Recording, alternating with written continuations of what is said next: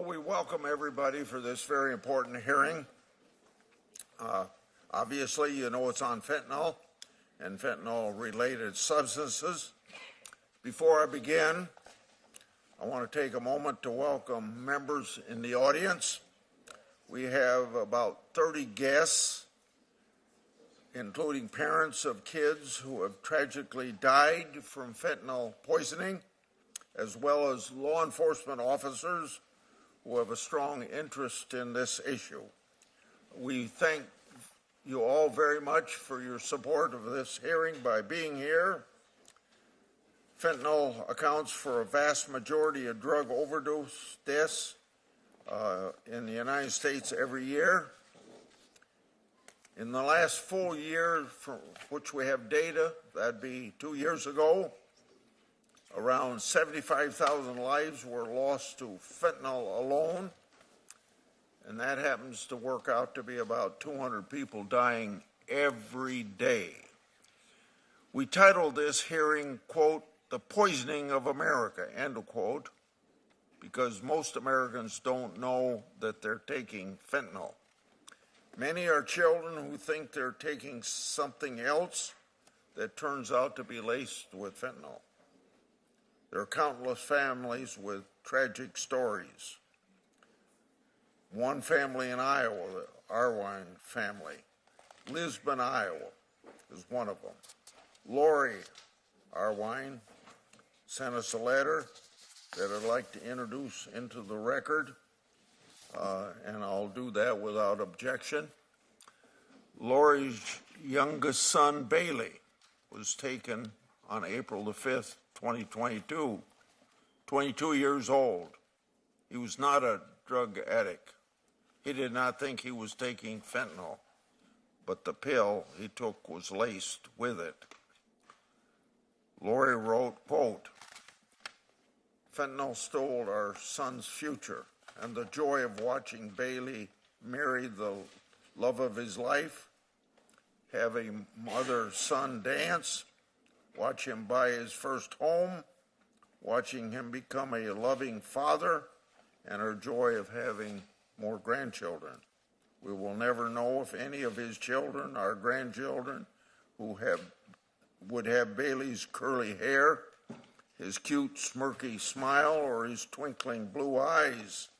There will always be an empty chair at our family gathering, whether it's Thanksgiving, Christmas, Easter, birthdays, dinner parties.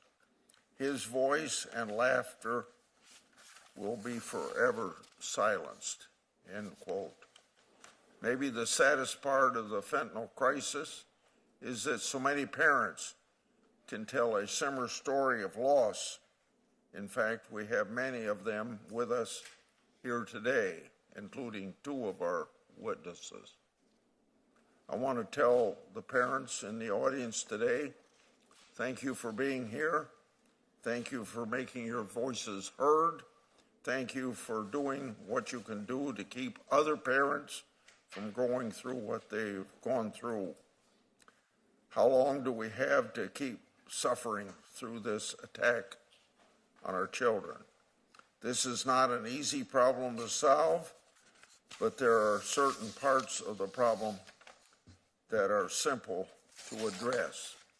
For one thing, common sense border control will help stem the flow of fentanyl. We have no idea how many pounds of fentanyl were carried in the gotaways. That will never show up in any statistics. We also have no idea how many surges of illegal immigrants have been used by the cartels as distraction to push drugs through our understaffed ports of entry.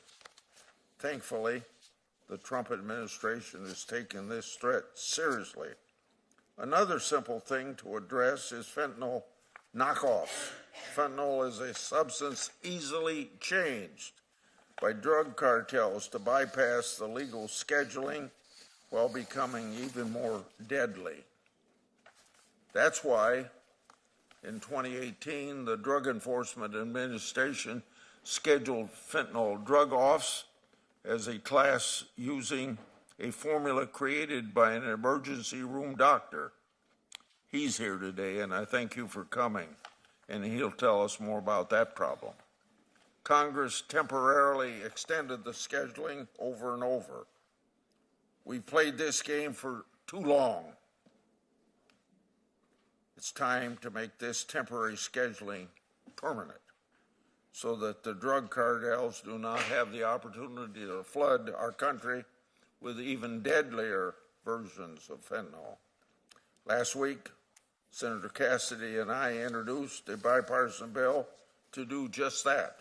7 Democratic senators co-sponsored it.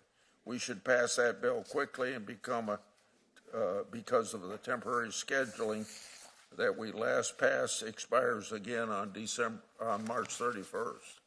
We must get this done. We must also support President Trump's attempt to secure the border and deal with the Mexican drug cartel.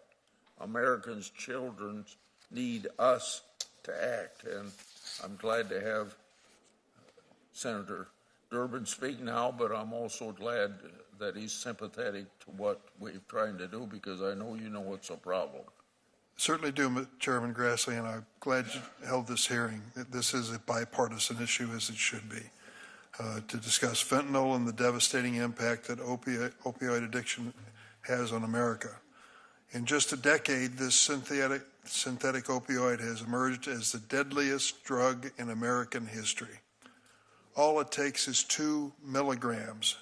That's a fraction of the size of a penny to cause an overdose. It is so cheap that dealers are lacing lethal amounts into street drugs like cocaine and heroin, and their buyers are none the wiser.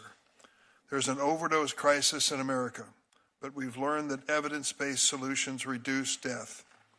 In fact, in 2023, overdose deaths actually decreased for the first time since 2018, going down by more than 10%. We need to look at every factor that contributes to this reduction: counseling and treatment, training for first responders, naloxone to our hardest hit communities, all make a difference. We must also address how this poison gets in the hands of the most vulnerable people in America, our kids. Too often, fentanyl is peddled in the open on some of the world's largest social media platforms. Last Congress, the Judiciary Committee advanced several bipartisan bills that would finally hold these companies accountable and demand safeguards be put in place to protect our children. One of the bills is the Cooper-Davis Act. Cooper is a 16-year-old Kansas teen who tragically lost his life to a fentanyl-laced pill he bought through Snapchat. This bill would require big tech companies to take a more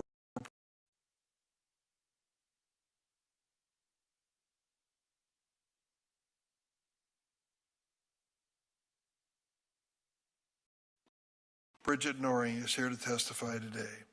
Her son, Devin, tragically died after taking a fentanyl-laced pill he thought was Percocet that he purchased over Snapchat.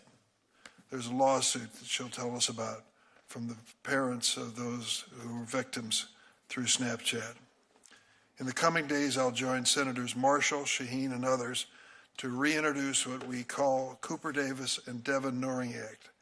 I hope the committee will again advance this critical legislation on a bipartisan basis. And I hope that Congress will finally allow these companies to be sued by their victims' families so they can be held accountable in a court of law. Enough teens have died due to big tech's deliberate indifference.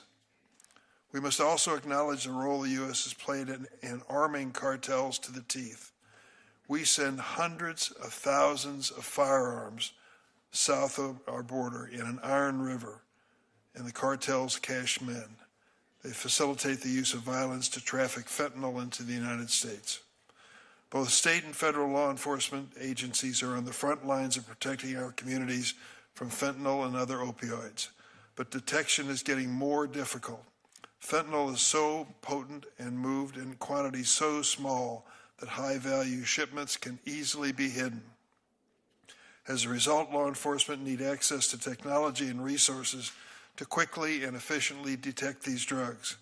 This includes expanding non-intrusive inspection capability, making life-saving naloxone widely available, and adequately funding state and local law enforcement.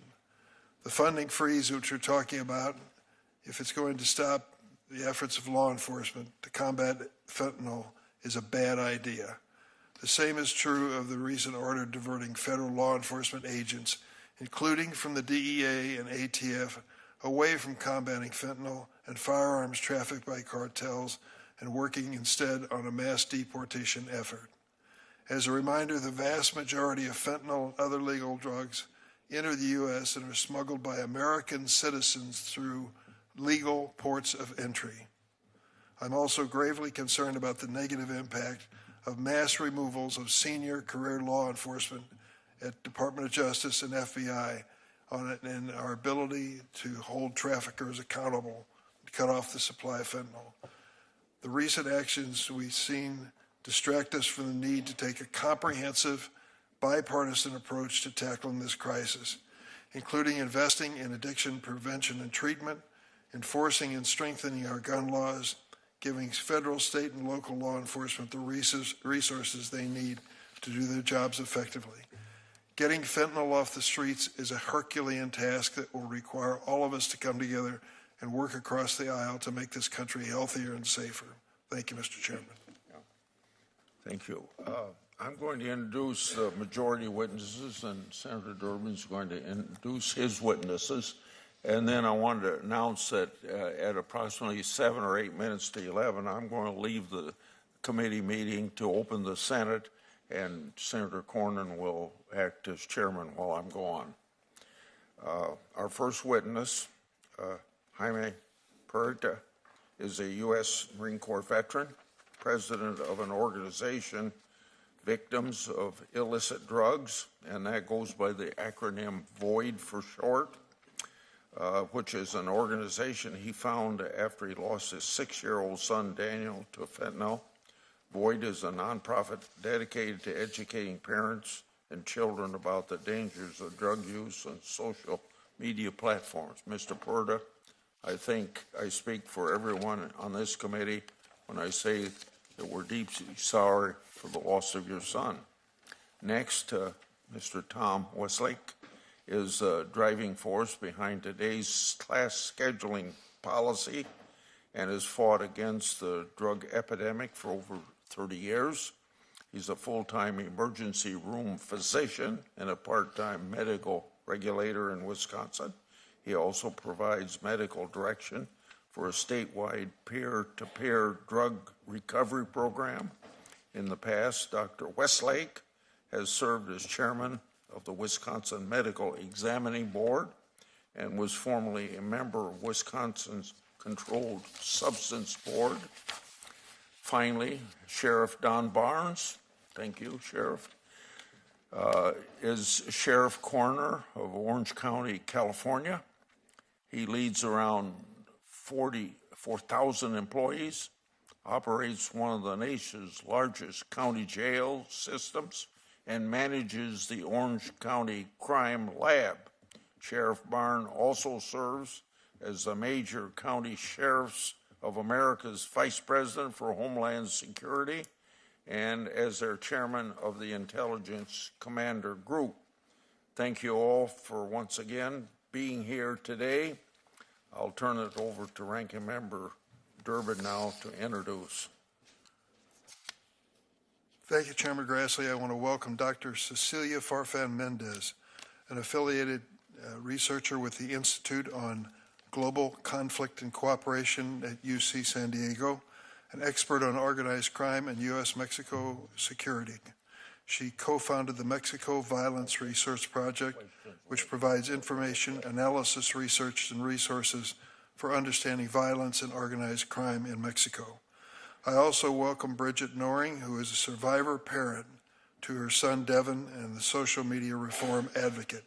Ms. Noring founded the Devin Noring Foundation to raise awareness and educate children, parents, caregivers, and communities about the dangers of illicit drugs.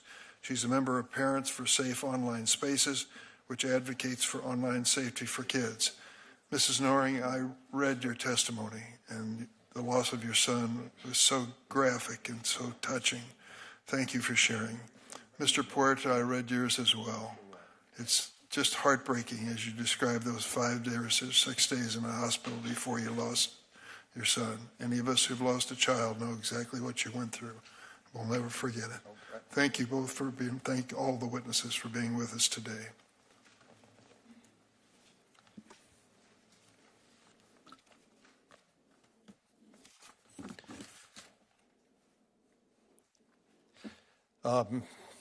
Mr. Ranking Member Durbin, I believe you're up first. Well, let's go ahead and hear from the witnesses. Mr. Puerta, would you have an opening statement for the committee, please? Good morning, Chairman Grassley, Ranking Member Durbin, and esteemed members of this committee. My name is Jaime Puerta, and I'm the president and co-founder of Victims of Illicit Drugs, VOID, and co-chair of Project Facing Fentanyl Now. Joining me today are Mr. Steve Filson, a retired police officer and secretary-treasurer of VOID, as well as Ms. Andrea Thomas, chair of Project Facing Fentanyl, and Ms. Gretchen Peters, CEO of Alliance to Counter Crimes Online, and other family members who have endured the profound loss of a loved one due to illicit fentanyl. VOID, a California-based nonprofit organization, was established to educate, advocate, and raise public awareness about the devastating dangers of illicit fentanyl and other synthetic analogs. Today, I stand before you to give voice to the countless lives lost, including my own son, Daniel Puerta Johnson. My son was not a habitual drug user by any sense of the word, nor had he been diagnosed with substance use disorder, but he was diagnosed with ADHD and depression. On April 1st, 2020, at the very beginning of the pandemic, I walked into my son's room and found him practically lifeless in his bed. In a state of shock and panic, I called 911 first, then his mother. Emergency services arrived at our home and immediately began CPR, and naloxone was administered. He was then transported to Los Angeles Children's Hospital, where a team of specialty doctors did everything they could to bring our son back, but unfortunately were unsuccessful in bringing him out of his catatonic state.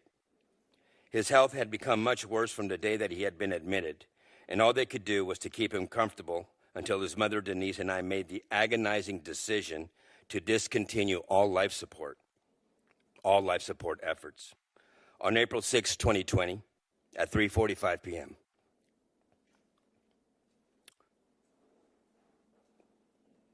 all life support was discontinued.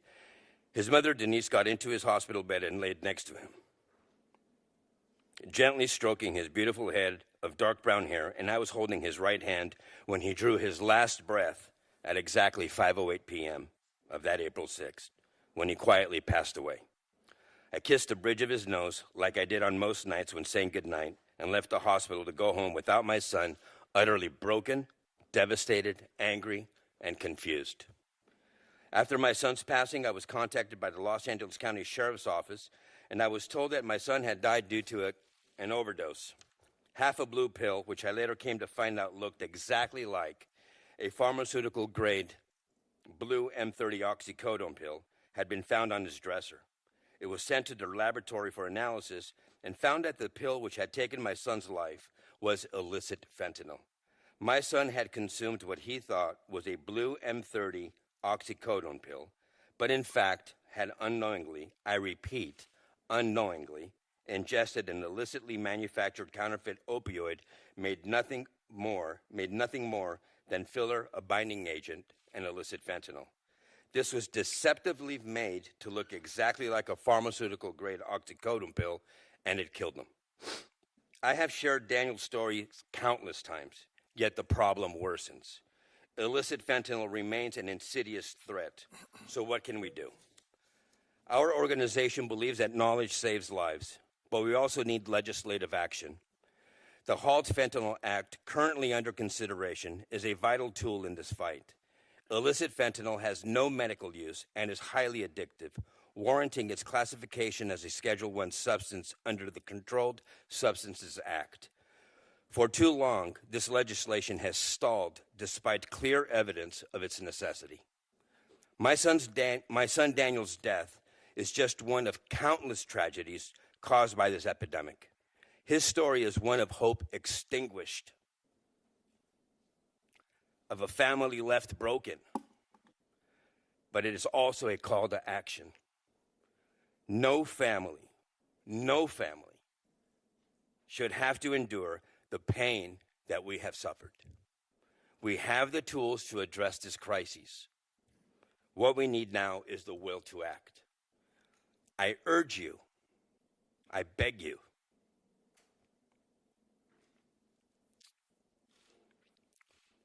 to act decisively and combat this crisis. Thank you for inviting me and my fellow bereaved parents to this esteemed committee. Thank you. Thank you, Mr. Puerta.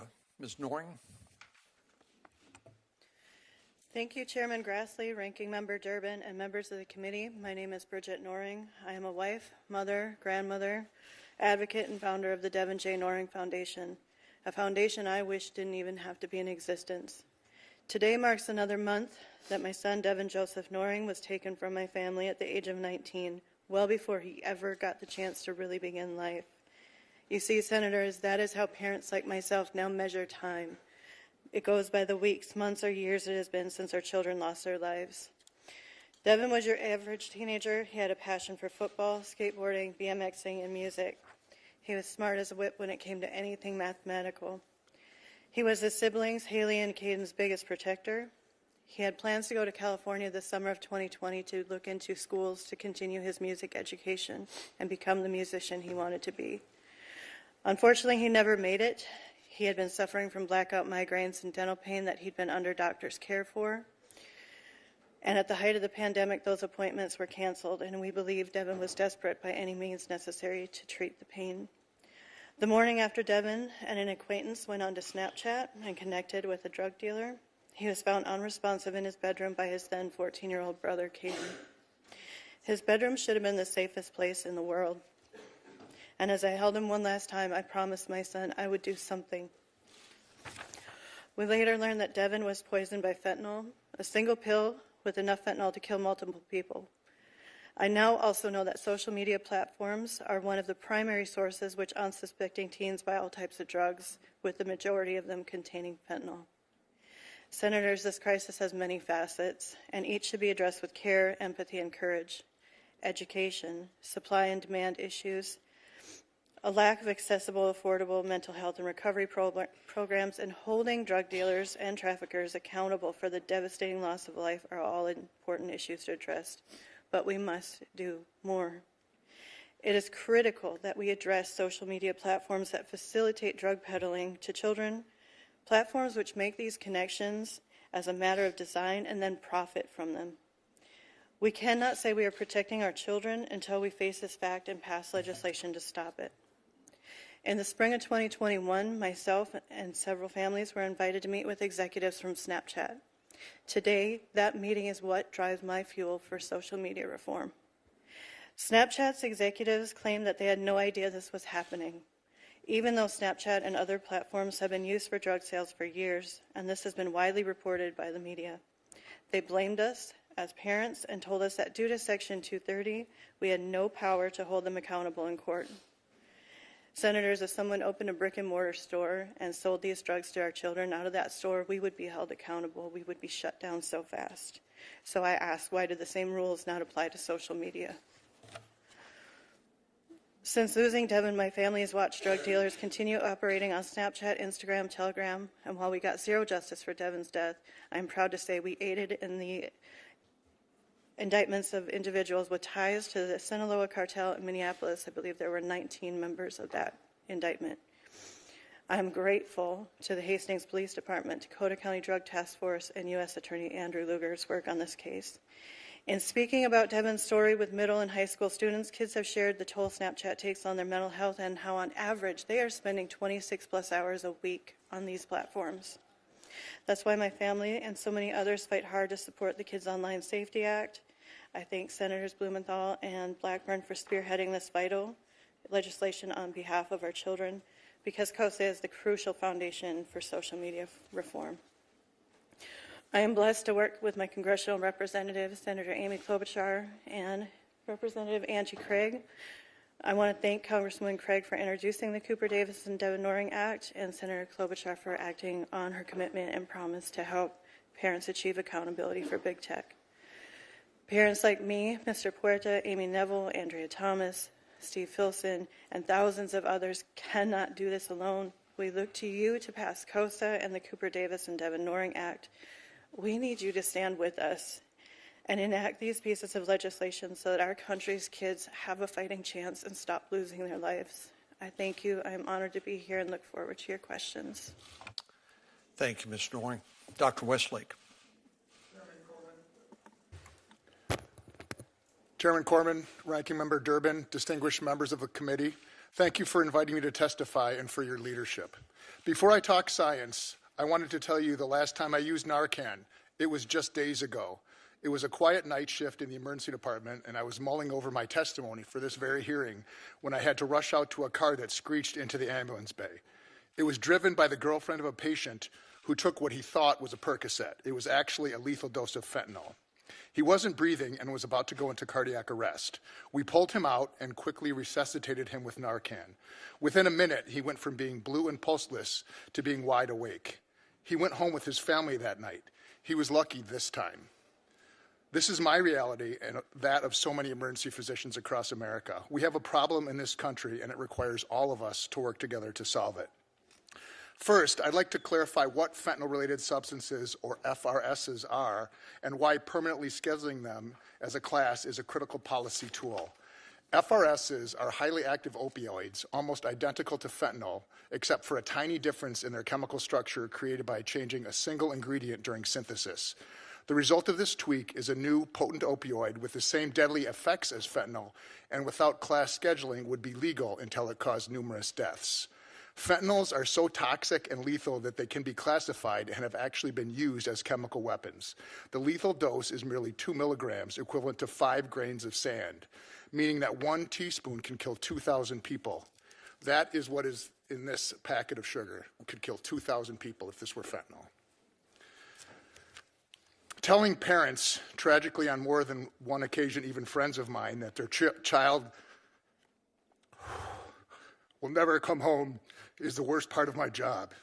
In fact, the inspiration for FRS class scheduling arose out of the tragedy of my friend Lori Badura's son, Archie. Archie was an altar server with my daughters. He started with prescription opioids, then moved to heroin and unknowingly fentanyl. I resuscitated Archie on his second to last overdose. At that time, I pulled out a body bag, laid it down next to him, and warned him that that's where he'd end up if he didn't seek help. He stayed clean for 6 months until illicit fentanyl ended his life. One of the last things my friend Lori saw of her son Archie was him being zipped up into a body bag. Motivated to act by hundreds of such deaths, FRS scheduling legislation came together quickly and was enacted unanimously in Wisconsin legislature in 2017. DEA adopted it as national policy shortly thereafter, but only Congress can make it permanent. Some who oppose point to deaths from illicit fentanyl as proof that it doesn't work, but this is a misunderstanding of the facts. FRS scheduling does not address illicit fentanyl. It was never designed to do so. It only removes the incentive for legal chemical companies to create new FRSs, thus stopping them from ever existing in the first place. There is no quick and easy solution to the scourge of illicit fentanyl, but the solution to FRSs is a simple legislative fix, one that you have before you right now. At its core, FRS scheduling is not an extension of the war on drugs or a law enforcement strategy designed to incarcerate. There have been a total of 8 federal prosecutions under the language as of 2021, half of which had already been known to have ties to drug cartels. As well, there has never been a prosecution for a non-bioactive FRS because there are none. All fentanyl-related substances encountered to date have been found to have potent opioid activity. One of them is 7,000 times more potent than morphine. However, if Schedule I penalties were removed for FRS trafficking, then it would re-incentivize their creation and significantly weaken the law's most powerful proactive and preventative effects. There is a time and place for criminal justice reform, but FRS scheduling is not it. Some suggest FRS scheduling would have a negative impact on research. While theoretical, it has been addressed with stakeholder input and is supported by the very agencies and organizations representing academic scientific research, including the NIH, HHS, FDA, and the National Institute of Drug Abuse. The HALT Fentanyl Act would significantly loosen restrictions into studying all Schedule I substances, not just FRSs, and open up promising areas of substance abuse research. In conclusion, for the past 6 years, FRS scheduling has been federal policy. As the primary architect of the Wisconsin law, I could not be more pleased. In a few short years, the creation and distribution of new FRSs has ground to a halt. In our battle against fentanyl, the elimination of related substances that had previously escaped our scheduling and devastated communities across the nation is surely one bright spot. But Congress must take action and permanently close the spigot of FRSs. The fact is, you can't die from ingesting something never created, nor can you be incarcerated for trafficking something that does not exist. That's the beauty and simplicity of FRS scheduling. Thanks again for this time, and I look forward to answering your questions. Doctor, I'm going to introduce you, but I don't want to get your last name mispronounced. Is it Farfan? Correct. Okay, good. I guessed correctly. Be happy to hear your opening statement. Thank you. Chairman Cornyn, Ranking Member Durbin, and members of the committee. Thank you for conducting this hearing and the opportunity to explain why saving lives in North America requires productive engagement with Mexico. I appreciate the invitation to participate. I am an expert on organized crime and U.S.-Mexico security cooperation. As an alumna of the Fulbright program, I am convinced that transnational problems require transnational solutions. To the families who testified today, I acknowledge your grief. There are no actions that can reverse the tragedies you have experienced. My testimony today does not seek to invalidate yours. On the contrary, it is precisely because I have witnessed and collaborated with families on both sides of the border that have lost loved ones to overdoses, homicides, and disappearances that I am here to offer what I believe is a more helpful and sustainable path forward. On January 22nd, Secretary Rubio stated that America's foreign policy must be justified by answering 3 simple questions. Does it make America safer? Does it make America stronger? Does it make America more prosperous? As a scholar who has dedicated her professional career to studying and working towards constructive U.S.-Mexico relations, it is my strong professional opinion that the United States can only be safer, stronger, and prosperous if its neighbors are afforded the same opportunity. Suffering on both sides of the border is inextricably linked. The U.S. is facing one of its worst public health crises due to the availability of illicitly manufactured fentanyl, and Mexico faces its own lethal epidemic with 70% of homicides perpetrated with a firearm. More than 40% of Americans know someone who has died from an opioid overdose. Equally important, homicide is the leading cause of death for men ages 25 to 44, and the second cause of death for women ages 15 to 24 in Mexico. Worryingly, the urgency to save lives is reviving the worst policy failures of the war on drugs. With thousands of lives at risk on both sides of the border, it is urgent that the U.S. and Mexico implement policies based on facts. Through their public sectors, civil society, and academia, both countries have developed robust evidence on how to acquire and maintain the health and safety of our communities. Fentanyl and firearms trafficking have changed dynamics in criminal markets, but these changes are not as simple as prevailing narratives of organized crime suggest. Even though places like Sinaloa, Mexico, have been portrayed as a Shangri-La for criminality, transnational drug trafficking in Mexico to the U.S. is not masterminded by 3 men hiding in the mountains.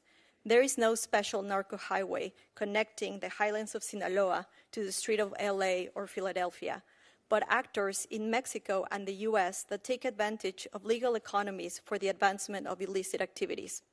For example, the most recent data from the U.S. Sentencing Commission shows that for fiscal year 2023, 86.4% of people sentenced for fentanyl trafficking were U.S. citizens.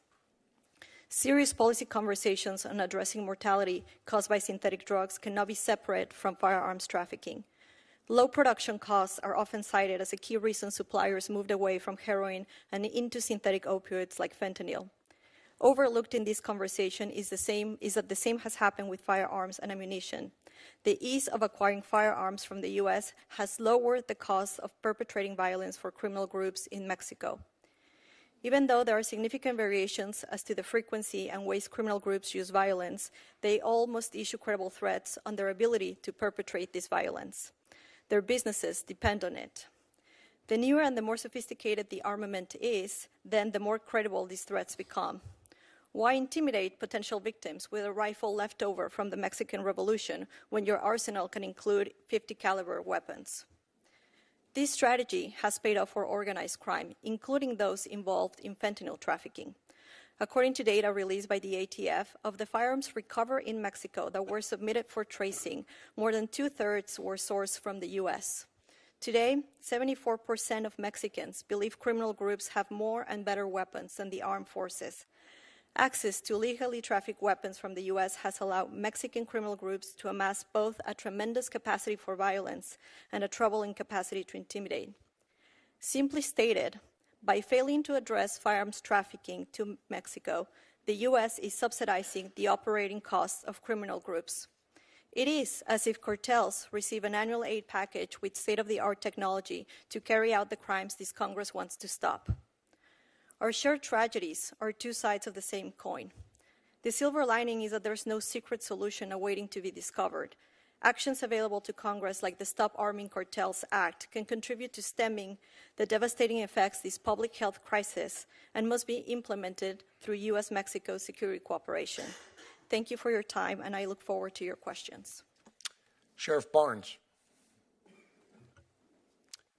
Chairman Cornyn, Ranking Member Durbin, thank you for the opportunity to testify before you today. I'm here representing the Major County Sheriffs of America, a professional law enforcement association of the 100 largest sheriffs in the nation, serving more than 1/3 of our nation's population. As Sheriff of Orange County, I lead an agency of more than 4,000 men and women serving 3.1 million residents. Orange County consistently ranks as one of the safest in the nation. But like every community, we have felt the devastating impacts of the fentanyl crisis. The fentanyl epidemic is one of the most pressing public safety and public health crises to impact our nation. In just a few short years, nationwide drug-related deaths have tripled, a direct correlation to the prevalence of fentanyl. While we saw a slight decrease in nationwide fatalities in 2023, the numbers remain alarmingly high, with annual deaths still approaching 100,000 annually. In California, we saw fentanyl deaths increase from 239 in 2016 to nearly 7,000 in 2023. Mexico-based cartels taking advantage of the crisis at our border have flooded our communities with deadly fentanyl. This is evident by the drug seizures made by my department's investigative teams. Over the past 4 years, these teams have seized a total of 1,551 pounds of fentanyl powder and over 3 million clandestine-produced fentanyl pills. What's even more alarming than the sheer volume is the dramatic increase in seizures during that same time period.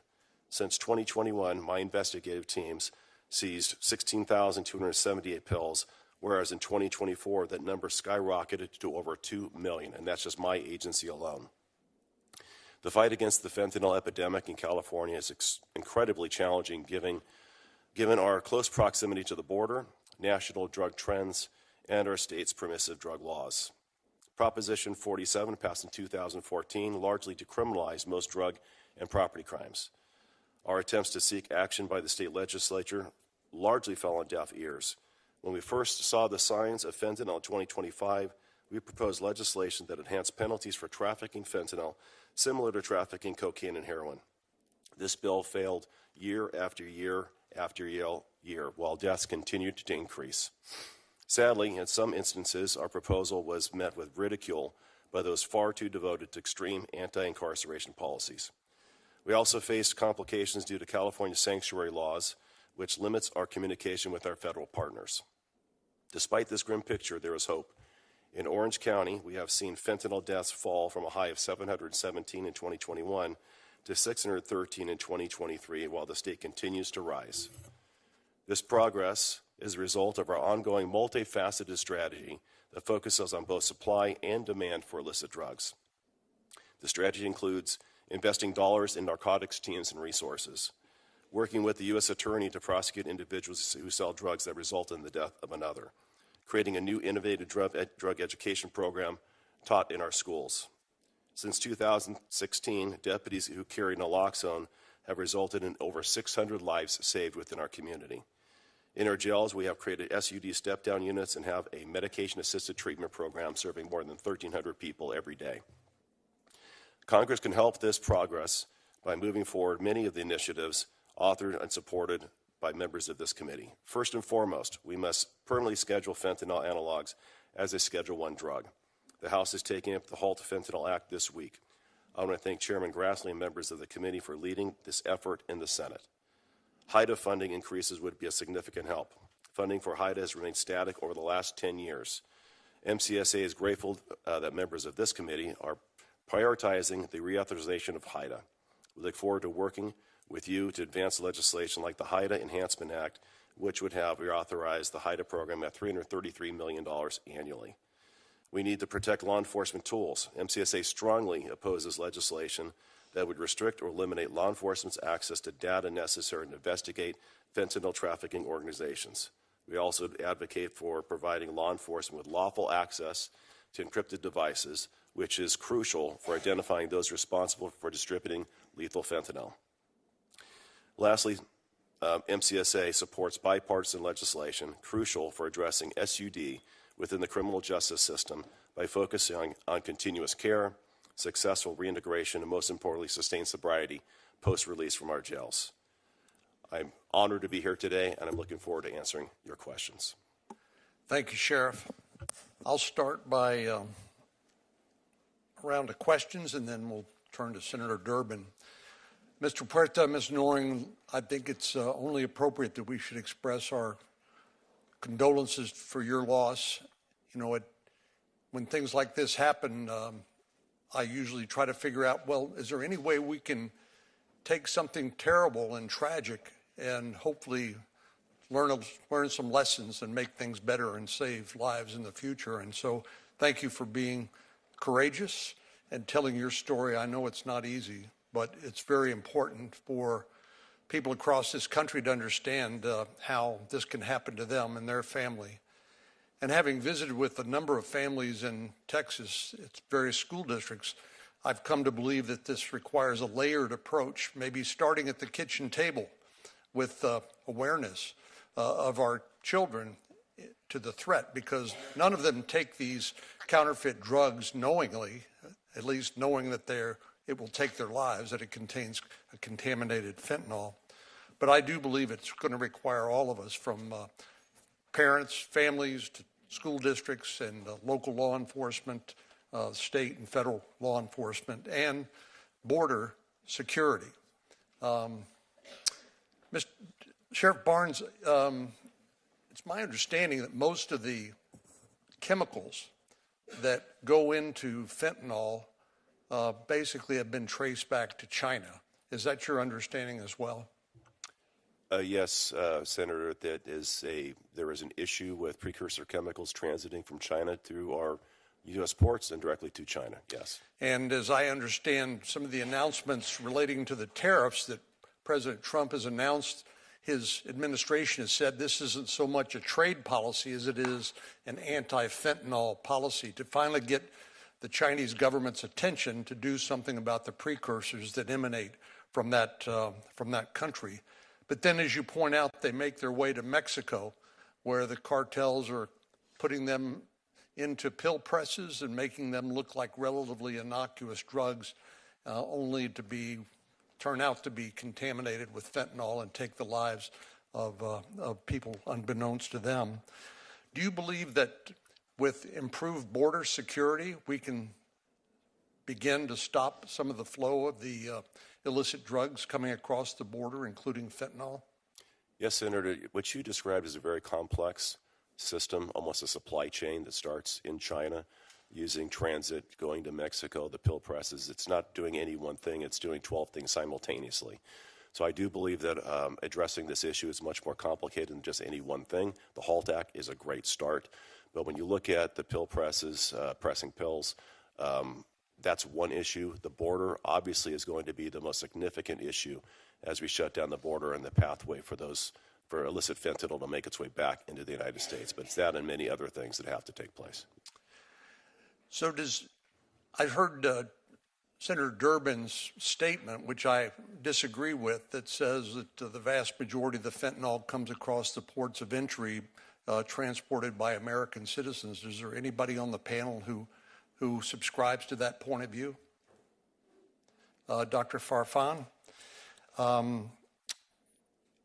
do you think any one of the 1.7 million gotaways during the last 4 years have been transporting fentanyl?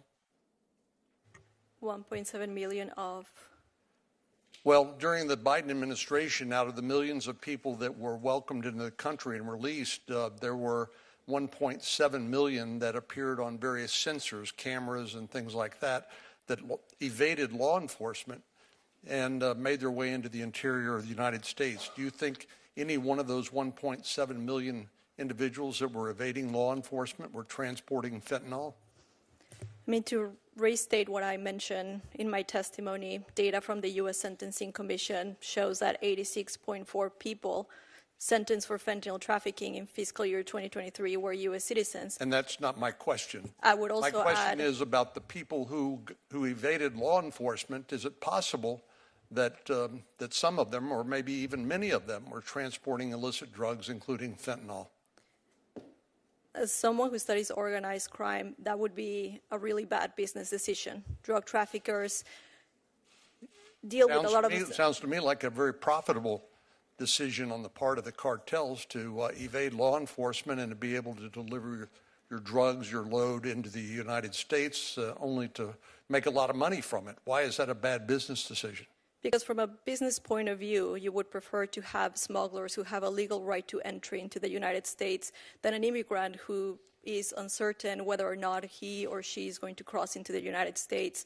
So if you're looking at it from the point of view of, will we turn a profit or not in this particular shipment, putting your shipment in the hands of an immigrant who does not have a legal right to entry into the U.S. is actually a bad business decision. Sheriff Barnes, you agree with that? I do not. There's two different facets here. You have the trafficking of the narcotic, which is oftentimes in large bulk, and our experience in intervention and interdiction, as those are oftentimes residents of Mexico. The distribution of that, or sales of it, I think to Dr. Farfan's point, might oftentimes be carried out by U.S. citizens in the drug trafficking market. So it's a combination of both. But the vast majority of the large quantities coming across, has been my experience, are being conducted by Mexican nationals. The distribution and sales inside the continental United States oftentimes has been carried out by U.S. citizens. Thank you. Senator Durbin. Thank you all for being here. How many of you, would this be your first time to see the Senate Judiciary Committee? Would you raise your hand? A few of our witnesses and others, first time. This is an interesting committee. It represents the spectrum of politics in the United States Senate. We have the most Republicans and the most Democrats sitting on this committee. So you won't be surprised that many times we disagree. And that disagreement sometimes leads to good speeches, but very few laws. But there was an exception. 2 years ago, we took up this issue and started talking about what we could do to stop the spread of fentanyl and the deadly impact it's having on America. At least over the last 4 years, we've only recently seen a decline. Do you think that we've got a handle on the emergency drug threats? And if not, what do we need to do better? Chair Grassley, I don't believe we have a handle on it. I think we're finally responding to it. The CDC first reported back in 2014, just over 10 years ago, 4% of the nation's drug-related deaths were attributed to fentanyl. 5 years later, that increased tenfold to 40% and almost doubled all over again in the 5 years since. We've seen this coming. We've been non-responsive to it. So I think that we have seen an emergent trend. We have been playing defense. As I shared earlier with my response to Senator Cornyn, I believe it's not doing any one thing. It's doing a dozen things simultaneously that's going to put us in a better position. And first and foremost, as much as people don't want to recognize it, we have to deal with the demand side of this issue north of the border with our addiction crisis in this country to get people in sobriety. which will then deal with the narcotics economy on the supply chain side of it by eliminating the need for the narcotics north of the border. I think that's the most important thing that we can do as a country. My last question will have to be to Mr. Perta. Thank you for sharing your son's story. I said that before, but we can't say it too often. Some folks have said that scheduling fentanyl-related substances as a class creates a system that over-criminalizes drug crimes. What's your response to that? I'm Hispanic American. I'm Colombian American. And I believe that a lot, if not the grand majority of the children who are dying today. The New England Journal of Medicine came out with a report in January of 2024, and it came to the conclusion that in 2020, we were losing 22 non-addicted children in the United States of America per week between the ages of 14 and 18 years of age, mostly driven by illicit fentanyl pills that were deceptively sold to them. Are we to stand back and not do anything because we're going to over-criminalize this? Every time I get up in the morning, I look in the mirror, I see a brown man, but I see an American man as well. And I see that the injustice, also, this crisis is decimating minorities as well. This does not discriminate on your age. It doesn't discriminate your race. It doesn't discriminate your religion, your socioeconomic status. It doesn't discriminate. It's taking everyone by storm. And we as a nation have to come together and we have to do something to stop this. In 2020 with COVID-19, we all knew that we had to stand 6 feet away from each other, that we had to wash our hands and we had to wear a mask over our faces. Why does the American public not know about this crisis that is a national security crisis as well, sir? We have a lot to do, but I'm telling you right now, this is taking everyone by storm and something has to be done. Thank you, Mr. Chairman. Ms. Noring, I think everyone was touched by your story and your bravery for coming forward. I've been honored to get to know you, and I want to thank you for everything that you've done. As you said, all the hopes and dreams we as parents had for Devin were erased in the blink of an eye, and no mom should have to bury their kid. Those were your words, and I know the words of all of your friends there that stand there to support you and have had their own pain. All he did was buy a pill off Snapchat. He thought it was a Percocet.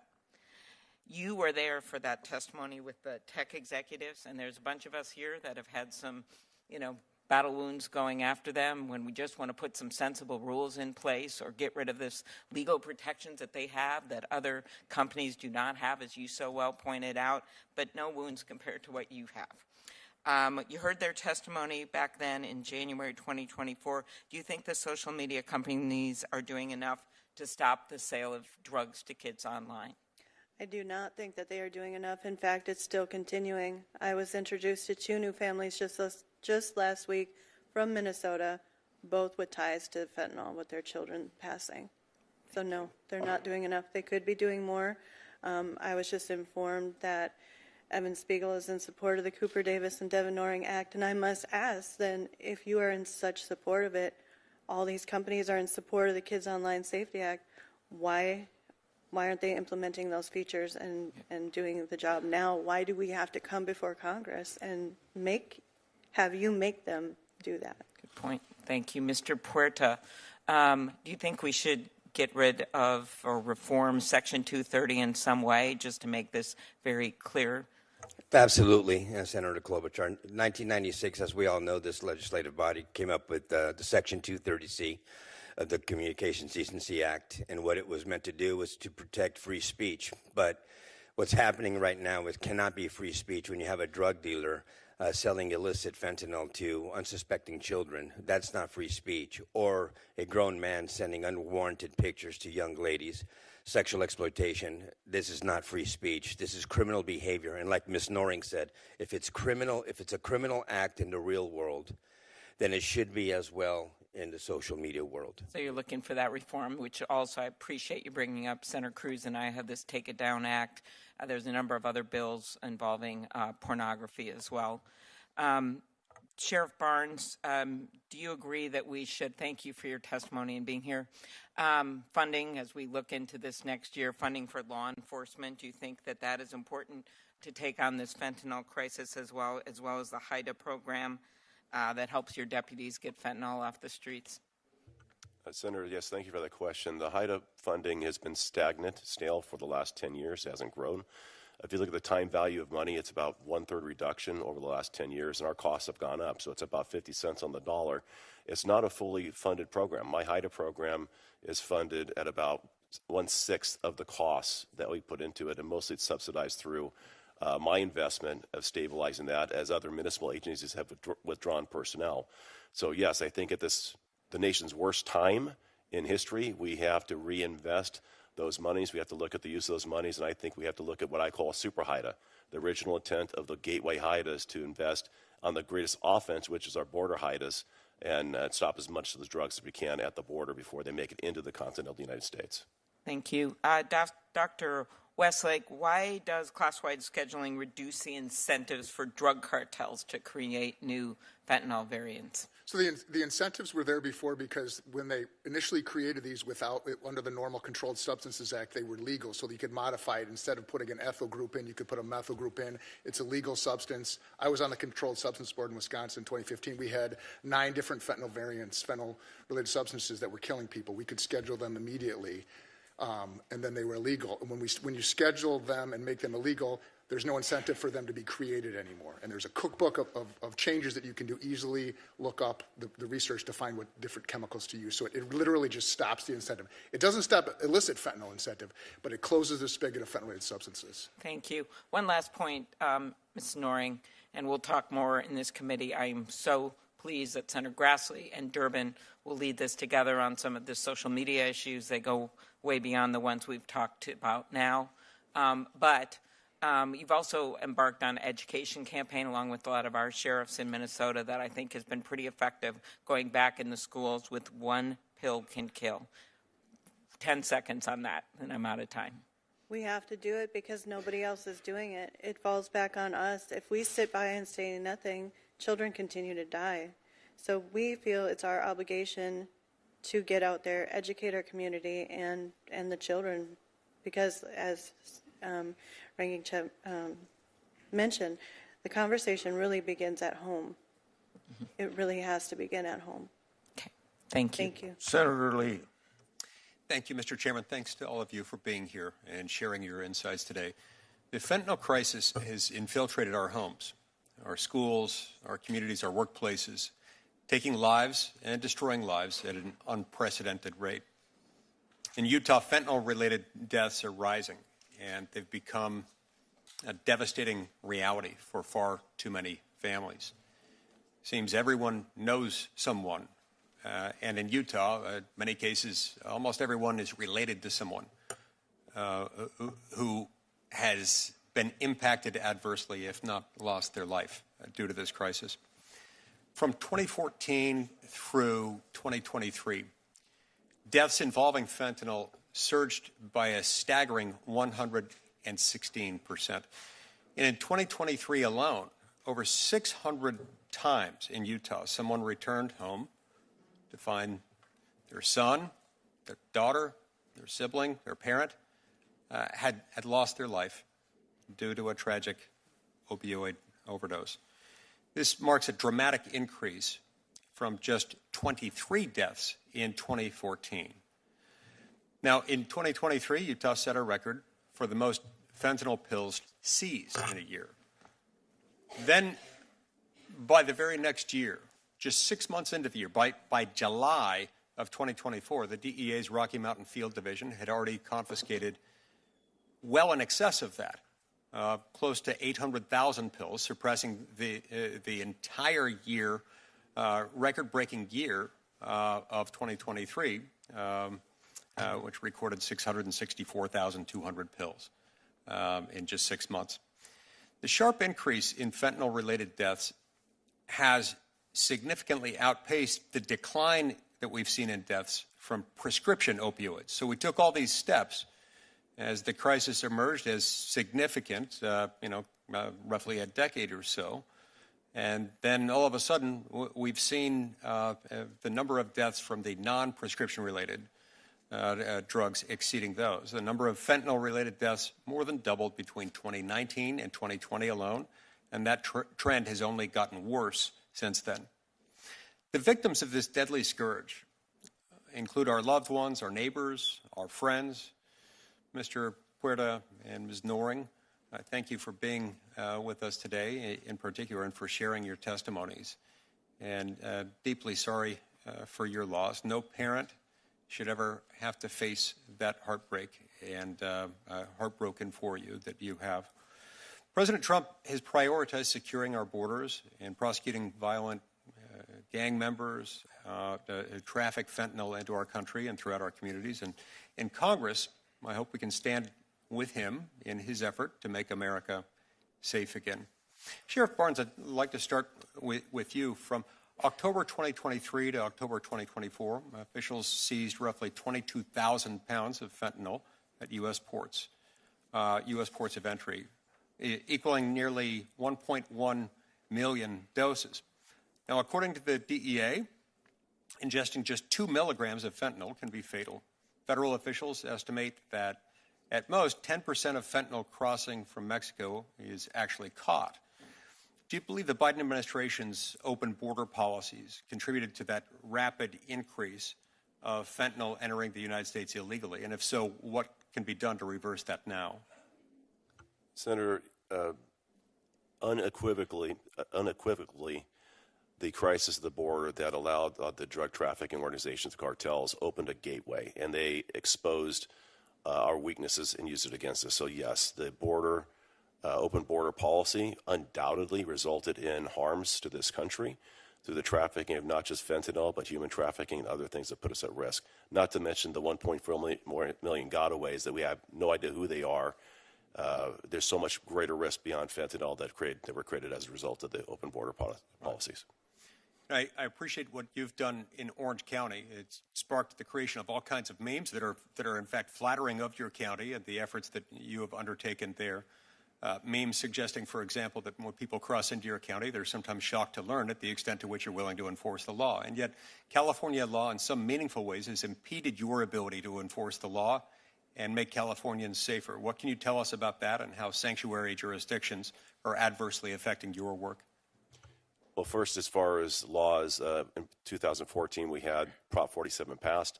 We had Prop 36 passed, which reversed a lot of the Prop 47 impacts.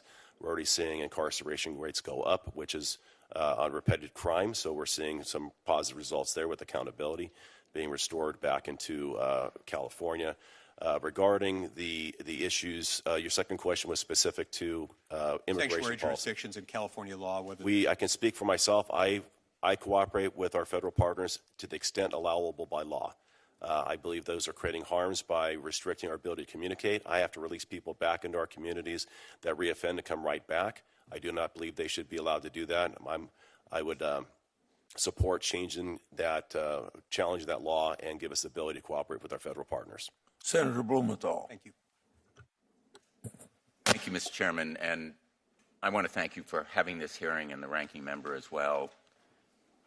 This cause should unite us across the aisle, and I think today's hearing reflects that kind of bipartisan support for stronger measures to stop social media from spreading and selling and distributing fentanyl and other toxic chemicals. And I've been pleased to work across the aisle with Senator Blackburn on the Kids Online Safety Bill, which would dramatically and significantly reduce the threat of these drugs, and we're going to be reintroducing that bill, I hope, again, with the kind of support that was reflected in the 91-3 vote in the United States Senate supporting that bill.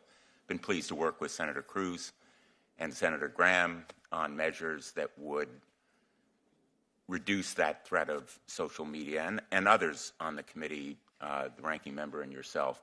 I want to raise an issue first that I think is tremendously relevant to this topic because it indicates a diminution, an undercutting of law enforcement, which is the mass purges that are taking place among the ranks of our FBI. There's no denying that FBI agents have been fired, have been suspended, and otherwise disciplined for assignments that they took on orders in connection with certain criminal investigations. Those massive purges are directly contrary to the assurances we were given by Kash Patel. He said to us, when I asked him directly, pointedly, all FBI employees will be protected against political retribution.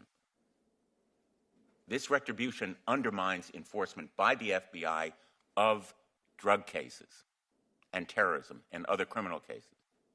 I asked, Mr. Chairman, that we call back Kash Patel to explain how he could deny that there would be political retribution when the next day, in fact, these massive purges began.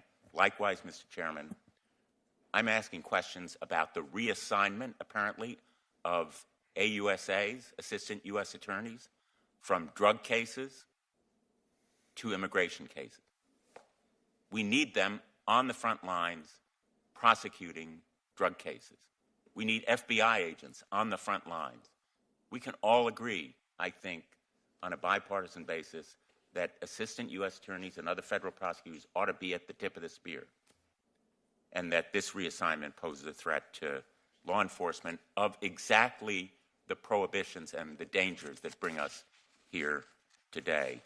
And I hope that we can unite around that cause, bring back Kash Patel for a second hearing, and jointly do our oversight, which we are mandated to do on this topic. I want to thank our witnesses. Mr. Puerta, Ms. Noring, you have suffered losses that are unspeakable. And all of you who are so deeply engaged, hands-on, the story about the body bag, Mr. Westlake, I think I will always remember. I would like to ask Mr. Noring and Mr. Puerta about the Kids Online Safety Bill and whether you believe that our leadership here in the Senate and, most important, in the House, which was responsible for stopping it after the 91-3 vote here in the Senate, should support this legislation, the Kids Online Safety Act, which had such strong bipartisan backing here in the United States Senate. Will it make a difference? Do you think the House leadership ought to support it? Thank you for that question, Senator Blumenthal. I firmly believe that the House should support it. 91-3 coming out of this Senate body is something that is so unheard of. And it happened on my birthday last year. It was the first time in years I'd ever felt some sort of peace. I finally felt hopeful that something was going to be done to protect our children. And to see it fail in the House, not even get out of the committee, it's absurd because it's putting more children at harm, not just from fentanyl, but all the other harms that are out there. So I thank you for your continued support on this bill. Thank you. Mr. Puerta? A lot of these social media companies are driving these harmful algorithms to our children, and many nefarious actors are taking advantage of that. And the act does exactly that. The Kids Online Safety Act is to try to protect them from all of this nefarious activity and these harmful algorithms that are reaching them on a daily basis. So yes, I absolutely back that bill and back you in anything that we can do to try to get it over the finish line. Thank you. Before I call on Senator Cruz, when Cruz is done, I'm going to leave for another meeting. Senator Britt is going to take over, so if you come over here and sit now, I'd appreciate it. Senator Cruz. Thank you, Mr. Chairman, soon to be Madam Chairman. Thank you for hosting this very important debate and this very important hearing. The American people in November issued a clear and unequivocal mandate. The open borders we've had for the last 4 years must be closed. We can no longer allow criminals and cartels and gang members and deadly drugs to stream across our border. And President Trump has been working every day since he was sworn in to keep his promise to secure the border. He declared a national emergency on the southern border. He reinstated the Remain in Mexico policy. And just yesterday, President Trump negotiated that Mexico will station 10,000 troops at the southern border to help stop the flow of fentanyl into the United States. President Trump is doing his part to meet the mandate from the voters. We also in Congress must do our part to meet that mandate. That's why I hope that this committee supports the Halt Fentanyl Act, an act to permanently classify fentanyl-related substances as Schedule 1 under the Controlled Substances Act. Fentanyl and its analogs are extraordinarily powerful and extraordinarily destructive. Congress and the American people don't talk enough about fentanyl's dangerousness. So I want to talk a little bit about that. Dr. Westlake, you are an emergency room physician. How much fentanyl does it take to kill an adult human being? Well, this is 2,000, enough to kill 2,000 people. So it's 4 to 5 grains of sand is a lethal dose for an opioid-naive patient. 2 milligrams is what it takes. If you see on this photograph a penny, we all know the size of a penny, and those couple of flakes there are enough to kill an adult human being. Dr. Westlake, last year, approximately how many people died due to fentanyl overdoses? I believe it was around 70,000. This means, on average, 6,250 people died every single month due to fentanyl. And it's a number that tragically has skyrocketed during the Biden-Harris years. Sheriff Barnes, as a law enforcement professional on the front lines of the battle with fentanyl, can I ask you how many pounds of fentanyl were seized by Customs and Border Patrol at the border last year? Senator, unfortunately, I can't answer that. I can answer for my organization, but I know it was a lot and growing. It's 2,250 pounds of fentanyl. An astronomical figure. And let's actually, I want to put this into context. This packet of Sweet and Low. This packet, if it were full of fentanyl, could kill 500 people. Now take a look at this container. It's a container we're all familiar with. If this were full of fentanyl, it could kill 368,500 people. That's more than the entire population of Corpus Christi, Texas, or Lubbock, Texas. Now let's look at another packet. Something, again, all of us likely have in our kitchen. This single bag of sugar, if it were filled with fentanyl, could kill 905,000 people. Almost 1 million people. This single bag could take out the entire population of Austin, Texas, the capital of my home state. Now imagine 562 of these bags. That's how much fentanyl came into the United States of America in a single month. And how many lethal doses of fentanyl is in 562 bags? What came in a single month last year? 510 million lethal doses. In 1 month, more fentanyl came into America than it would be needed to kill every single man, woman, and child in the United States. This is a crisis we have to solve. Mr. Puerta, Ms. Noring, thank you both for being here. Thank you for your courage. I will say, as the father of 2 teenage girls, you've lived a nightmare that every parent is terrified of. What I would ask is, what would you say to parents at home? What do parents at home need to know about this? What do teenagers and kids at home need to know about the dangers of fentanyl? If you don't think this can happen to you, I'm very sorry, but you're very sorely mistaken. This is taking everybody by storm. That's what I would tell every single parent. Due to the stigma of addiction and overdose, though, most people think that this could not affect their family because either they don't have somebody who's addicted to drugs in their family, or somebody who's using drugs on a recreational basis. But children make mistakes. I do not condone my son Daniel wanting to self-medicate during the height of the pandemic for his whatever was happening in his head. I do not condone it. He made a mistake, and the price that he paid was his life. Children are supposed to make mistakes but not die from them, period. And that's what's happening every single day, 22 times a week in the United States of America. We have to stop this. Amen. Ms. Doring? I echo the same thing. You know, that whole saying, not my kid, take that out of your vocabulary, because it could very well be your kid. We had every conversation with our children about addiction because, unfortunately, on both sides of our family, we have members that suffer from STD. But nobody at the time was talking about this crisis. So I feel robbed of a conversation I could have had with my son that could have saved his life. So take that out of your vocabulary. This very well could happen, and it can very well happen. These dealers are on Snapchat, all platforms, every single one of them. And we've reported them. I know Mr. Puerta's reported them, and I shouldn't put a number out there, but majority of the time it comes back as this does not violate our standards.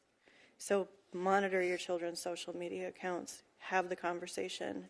It could save your child's life. Thank you for your courage. Senator. Thank you. Mr. Schiff. Thank you all for being here, and I just want to express my heartbreak at hearing about the loss of your sons. I can't imagine what you've gone through, and like every parent of college-age kids or high school-age kids, I've had those conversations with my kids, and I'm grateful that you're here and willing to share your experience, which is so important for us to hear. I have a couple questions. Doctor, I want to ask you, because one of the concerns I heard about the bill when it was in the House was a concern that it could inhibit research. You made a comment, but you made it too quickly for me to catch, about NIH's view or others. Is there a need to have language to make sure that the research can go on? Or do you feel that is a non-issue for some reason? No, so this is a compromise bill. The initial language that came out was just pure scheduling language. And then when there was concerns that it could impact research negatively, the scheduling component, or the research component, was added. And that was supported through the first Trump ONDCP and then through the Biden ONDCP. The research accommodations that were reached significantly open up all Schedule I research, not just into fentanyl-related substances, but into all Schedule Is. So then that's why they support it. NIH, HHS, FDA, NIDA. So that's been incorporated into a new version of the bill? Correct, in the halt fentanyl version. Yeah, Gotcha. it is in the halt fentanyl bill. Okay, thank you. That's very helpful. And if I could ask you, Mr. Puerta and Ms. Noring, what do you think is working in terms of trying to educate families, young people, and what more do we need to do? And I fully agree with the need to make sure that the companies that are using their platforms or allowing their platforms to be used need to be held liable and accountable. But what do you think is working in terms of educating both families but also schools and others about how they should incorporate this into their teaching and to have the supplies on hand necessary to deal with emergencies? At Stop the Void, our organization, along with the project Facing Fentanyl, we have a documentary called Dead on Arrival. You can find it at stopthevoid.org. It's a 22-minute documentary that we use in junior high schools and in high schools across this nation. In California, all of Orange County high schools have done it, with Amy Neville presenting the documentary. I think the education awareness is key in abating these senseless drug deaths, because these kids just don't know. They don't know what they're ingesting. They're dying because they've been deceptively sold a counterfeit pill that they think is a pharmaceutical-grade oxycodone, for example, and it turns out that it's a fake pill, and they end up dying. First-time use. Education awareness is working, but we're just a small organization. We need to do this nationwide. Mr. Steve Hilson says it all the time. With COVID-19, we all knew that we had to wash our hands and have a mask over our faces. Why has the why on a national or on a federal level, why have we not had a PSA campaign of sorts of warning all parents and children of the impending danger of illicit, or should I say recreational drug use? I think that's very key because, again, due to the stigma of addiction and overdose, most kids and most parents don't understand the problem of what it is. I also feel that interdiction is helping a lot, as well as naloxone. So the three-pronged approach: education and awareness, interdiction, and naloxone, widely available naloxone on college campuses and high schools, I think is really helping out the situation a little bit, but we need to do a lot more. Thank you. Ms. Norrie? I agree. The education and awareness piece is huge, but we face roadblocks all the time with schools that don't want us to come into their schools because they feel that we may basically, in a sense, give kids the idea that it's okay to go do these drugs, and it's so ridiculous. We've shown Dead on Arrival. I'm a former member of Boyd, so we do that oftentimes. We also show the Come Back Home film that the Alexander Neville Foundation produced, which is told from the youth preventative side of things. And I think when you hear from the youth directly on this crisis, that is so impactful. We also pride ourselves on going out into the community, doing community events, bringing the community together, doing naloxone trainings, getting that information out there, really reducing the stigma of this crisis, because I say poisoning while so many say overdose. You will never hear me say that my son overdosed, because my son was poisoned. I know that if my son knew that that pill was going to take his life, he would have never have taken it. Like Senator Klobuchar said, all of my hopes and dreams for him and his future are gone. But not only that, his dreams erased in the blink of an eye. So, and I mirror your sentiment. Our government really needs to step up and start taking the handle on this, because we're just parents out there. We're spending a lot of money out of our pockets. Most of us don't qualify for public grants or anything like that. Why don't we have the campaign? Kids are dying. You would think that that would be a priority, and yet it's us out there doing the work, and we will do it because that means potentially a child's life is saved. Thank you both again for your testimony, and to all the parents who are here representing their children. I want to thank you for your advocacy. Really important for us to see you and to hear you, and thank you for your testimony. Yield back. Couldn't agree more. I'd like to enter into the record a letter of support from 9 organizations that represent the medical community, led by the American Society of Neurosurgeons. Their letter commends our bipartisan leadership in addressing the fentanyl epidemic and notes that the temporary schedule classification is not sustainable. They note that, quote, continually revisiting its classification creates confusion about the dangers of these substances and hampers efforts to address the crisis comprehensively, end quote. I ask unanimous consent that the entirety of their letter be entered into the record. Thank you. Thank you. Senator Hawley. Thank you, Madam Chair. Thanks to all of the witnesses for being here. Ms. Norrie, Mr. Puerta, I want to particularly thank you and thank other parents who I think are in the room today. You've highlighted the true crisis that we're facing. You know, my home state of Missouri in 2022 alone, child fatalities from fentanyl doubled just in 2022. Deaths for children under the age of 5 increased by more than 500% in my state, and fentanyl is our leading cause of death now in the state of Missouri. So the fates that your families have endured are being replicated all over my state as well. And that's really a wake-up call, I think, for this body to do something. And we absolutely do need to seal the border against those who would traffic illicit drugs into this country, and we need to prosecute those who are doing it. But I want to zero in on something that you both talked about, and you in particular, Ms. Norrie, where your own children and your child was exposed to these illegal drugs, namely Snapchat and the social media platforms. You said a second ago that you have repeatedly reported drug dealers and other illicit posts on social media platforms using the platform's own reporting rules. And I think what you said is that most of the time, the vast majority of the time, the answer you get back is, well, this is a valid account or they otherwise can't do anything. Did I hear that correctly, Ms. Norrie? That is correct, Senator Hawley. So here you're trying to follow the rules that these companies have set up. They say, oh, well, we'll deal with the problem if you just report it. You and other parents, and I see parents behind you who are nodding, you're out there reporting. They're not doing anything. And I noticed that you also, I've read your written testimony, you had a meeting with Snapchat executives. I think you were there for that too, Mr. Porter, in the spring of 2021. That's correct. And they told you, just walk us through that, Ms. Noring, if you would. You reported to them what was going on their own platform, and they told you what exactly? The first three things out of their mouth was, we had no idea this was happening on our platform.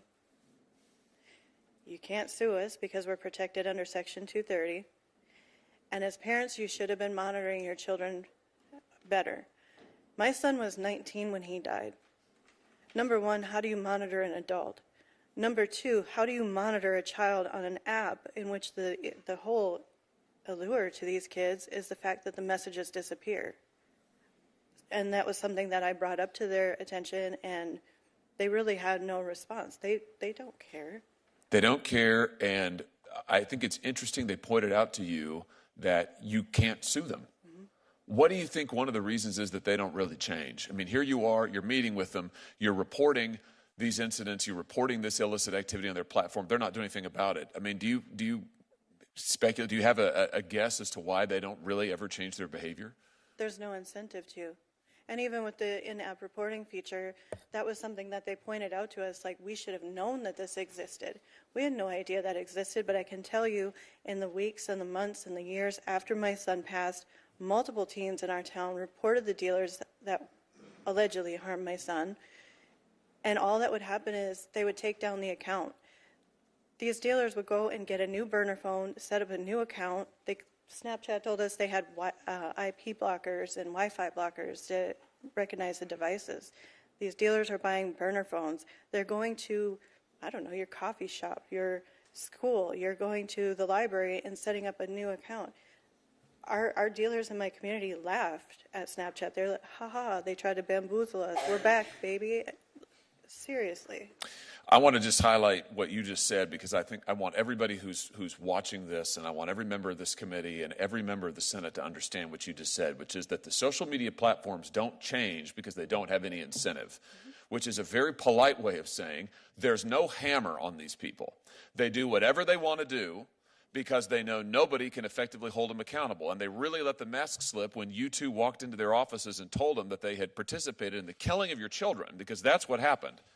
They made money off of it, effectively, because they're making billions of dollars on their social media platforms. They're killing our kids. They're exposing them to all kinds of ungodly material, and they won't do anything about it because we can't hold them accountable. And I just want to say to members of this body, that has got to change. It is time to give parents the right to sue these platforms. No company in America has the liability shield that these companies have. They can do whatever they want to our kids, and we can't do anything about it. And I say that as the father of 3 young children. I'm terrified of what my kids might find on social media for the reasons that you've given today. But as a parent, I can't do a thing about it if these companies decide to exploit my children. And it is time for that to change. And we know how to change it. The way to change it is give the parents in this country the right to get into court. Open the courthouse doors and allow them to sue these companies. It's time. And until this body takes that action, I just have to say almost nothing else we do is really serious. You can try to fine them, they don't care. You can change the rules on reporting, they'll evade it. You can slap them on the wrist, they won't do anything. Until plaintiffs can get into court, nothing will change. And so I will introduce legislation, this Congress, to allow parents, to allow you to go to court and sue these companies. And I call on every member of this committee and every member of this body to support this effort to get justice for your children. Thank you for being here today. Thank you, Madam Chair. Senator Padilla. Thank you, Madam Chair. Colleagues, I so much appreciate the opportunity to focus on this crisis today with one caveat. I think it's a little disappointing to continue to stick to an inaccurate narrative that the fentanyl crisis in America is primarily an immigration problem. The fentanyl crisis in America is a health crisis. It is a public safety crisis. And as we've heard from testimonials today, it's a life and death crisis. But the fact of the matter is that the vast majority of fentanyl that is smuggled into the United States is brought in through legal ports of entry, mind you, not between ports of entry, but through legal ports of entry by primarily United States citizens. Don't just take my word for it. Look at CBP data. Now, I know it's been called into question earlier, the accuracy of it, even if it was off by, half. We're looking at half and half. Now, don't mistake my words here in condoning that anybody attempting to come into the United States unlawfully that happens to be carrying fentanyl should be off the hook. I disagree. We should clamp down on them. But if data is important for driving policy decisions and informing strategic actions, let's look at the facts. 80% plus of the fentanyl intercepted at the border is being brought in through ports of entry by United States citizens. So, again, folks coming through unlawfully, I'm not saying ignore them, but let's not ignore where the concentration of the problem is.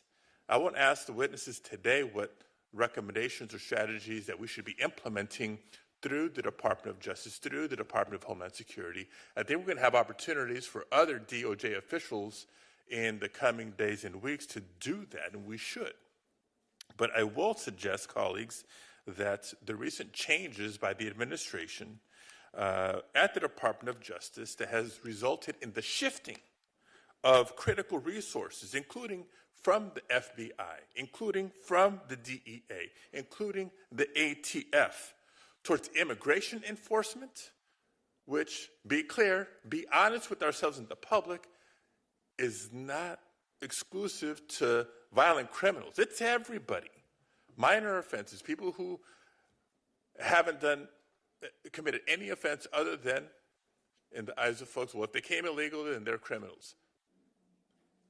Horrible, horrible way to think about this. It's doing a disservice to our efforts to crack down on fentanyl crisis and other illicit drugs that are hurting and killing so many of our kids.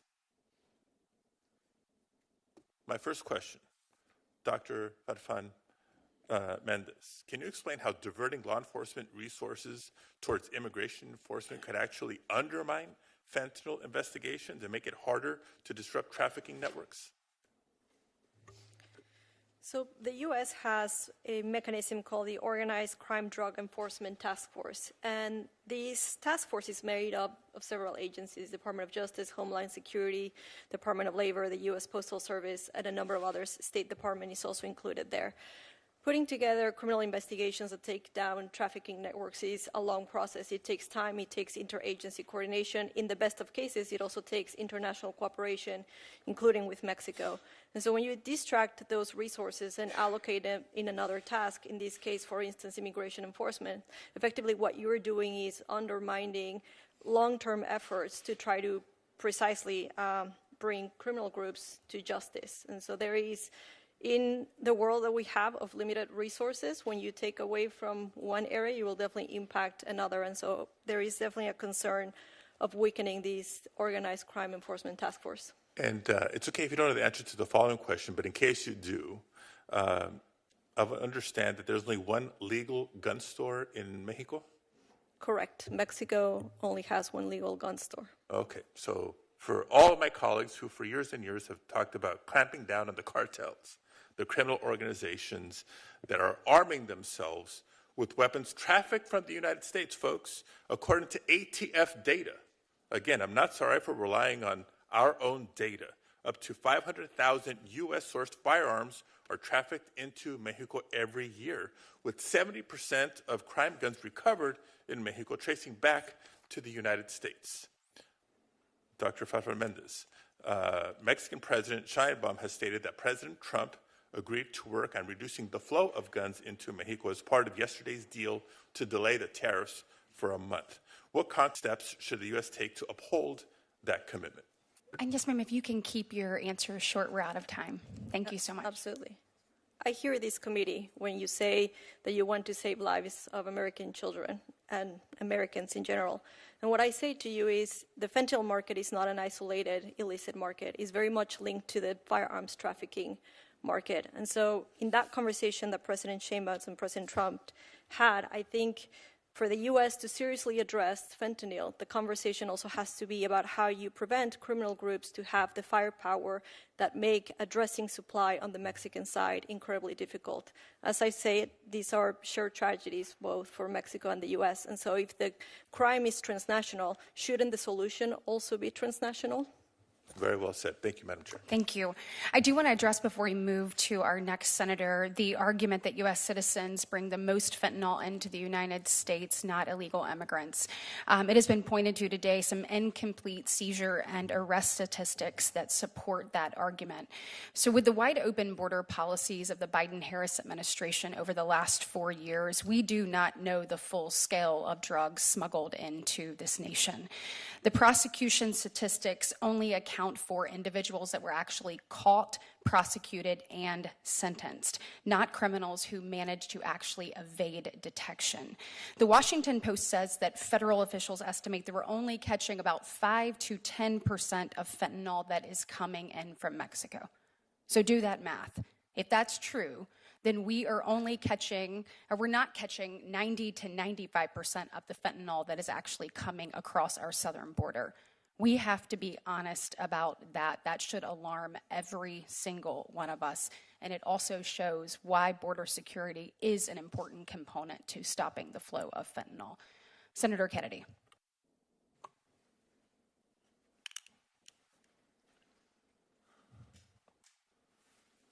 Dr. Farfan, the president of Mexico until 2024 was President Lopez Obrador. Is that right? And he ran for president with respect to the cartels on the slogan, hugs, not bullets. Is that right? Well, no, he did not run on his campaign yes, with that slogan. Yes, he did. Now, his hand-picked successor is President Steinbaum. Is that correct? Sheinbaum. Is that correct? Gloria Sheinbaum. Right. Am I right? Yes. Okay. I love the people of Mexico, and the people of Mexico are good friends. But isn't a big part of the problem that President Lopez Obrador and now President Sheinbaum, thank you for correcting me, by the way, live in the right front pocket of the Mexican drug cartels? I disagree with that statement. I thought you might. You want more task forces. Dr. Westlake, this represents 400 grams of fentanyl. Kill every person in Providence, Rhode Island. If you're a dealer and you get caught with this, you get 10 years minimum.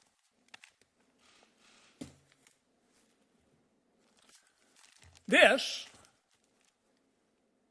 represents 40 grams of fentanyl. Would kill every single man, woman, and child in Culpeper, Virginia. If you get caught with this amount, as a dealer, you get a 5-year minimum sentence. This is where it gets special. This represents 10 grams of PCP. If you get caught with it, as a dealer, you get 5 years minimum. Is fentanyl more dangerous than PCP? Yeah, absolutely, Senator. The fentanyl is classified, can be classified as a lethal weapon. I did a chart on it. And this is 5 grams of meth. That's what this represents. If you're a dealer and you get caught with it, Your minimum sentence is 5 years. Is fentanyl? You get caught with this much fentanyl, 5 years or 10 years.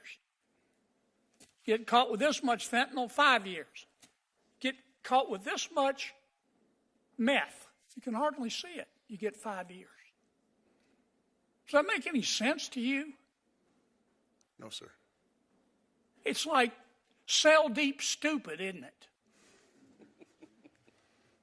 You don't need a task force to see the logic of that. I've got a bill, it's called the Fairness in Fentanyl Sentencing, I've reintroduced. This bill will lower the 5-year mandatory minimum for 40 grams of fentanyl to 2 grams of fentanyl. It'll lower the 10-year mandatory minimum from 400 grams of fentanyl to 20 grams of fentanyl. This bill won't punish addicts. It'll help. It's not going to help until President Lopez Obrador and President Scheinbaum get out of the pockets of the drug cartels.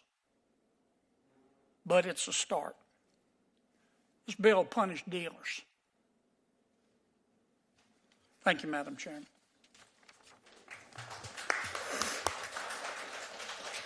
Senator Whitehouse. Thank you, Madam Chair. Welcome to all the witnesses. We have real problems in this country with opioid addiction. I was the lead Democrat author of the Comprehensive Addiction Recovery Act, which both changed the nature of the response to this with a lot more emphasis on recovery and prevention, and also opened up significant funding that has flowed through to states to help the groups that are helping people through their addiction and through their recovery. At this point, as best I can tell, the Trump funding freeze is blocking dollars that would otherwise be flowing to treatment and recovery groups around the country. In some cases, it's not so much that they're being told no, it's that they can't get a straight answer. And the confusion could well be just a deliberate fog to obscure the freeze. The lawsuits that are proceeding will help clarify that. But in the meantime, I think it's notable when we're dealing here with this issue to understand that the Trump administration has unilaterally frozen funds that flow through to this problem. Our community health centers in Rhode Island are seeing funds similarly either blocked or fogged so that they can't get an answer that the funds are cleared. And it's through community health centers that a lot of people get their treatment as they deal with addiction and recovery issues. So I hope that we can get this freeze issue resolved now that 2 courts have found that it is illegal. In the same way that the Trump administration doesn't seem to respect the power of the purse and Congress, it is not clear that they respect the power of the courts to decide what the law is. So we will have to see, but we are clearly outside of constitutional bounds at this point, and people who count on addiction and recovery services are in the target hairs of this. We have agreed, I think, as a committee, and we've done some pretty good work together as a committee, Republicans and Democrats alike, to try to put pressure on drug sales that come via the internet and through social media. So it's disturbing to me that President Trump pardoned an individual who ran a drug-selling dark web site. He also had some murder for hire accusations, just to add a little bit of color to what a decent person he was. I think the place where we can make the most progress, as Ranking Member Durbin mentioned earlier, is with Section 230. I applaud the litigation that is going forward. I applaud the lawyers who've been able to negotiate the various hurdles that Congress has erected to the American system of justice having its role in dealing with these deaths and with these tragedies. I think there's bipartisan support for repealing Section 230. I am on for that, and I think the sooner we do that, the better we are. It is simply wrong for these enormously powerful social media entities to have rights to do harm to Americans without accountability that no other entity shares. So they've blown any excuse to maintain that privileged position with their behavior, in my view. So let's go for 230. And with respect to enforcement, reassigning FBI, DOJ, and DEA agents off this task, I don't think is a good idea. We'll find out more about how many were reassigned. Cutting FinCEN dollars, I think, is a big mistake. And I'll close with a question to Dr. Farfan. It's been my experience as a prosecutor for many years that we put a lot of attention into interdicting distribution networks for drugs. By comparison, we put a very small effort into interdicting the financial return of that money, the hiding of that money in international accounts and international dark money banking and covert other systems.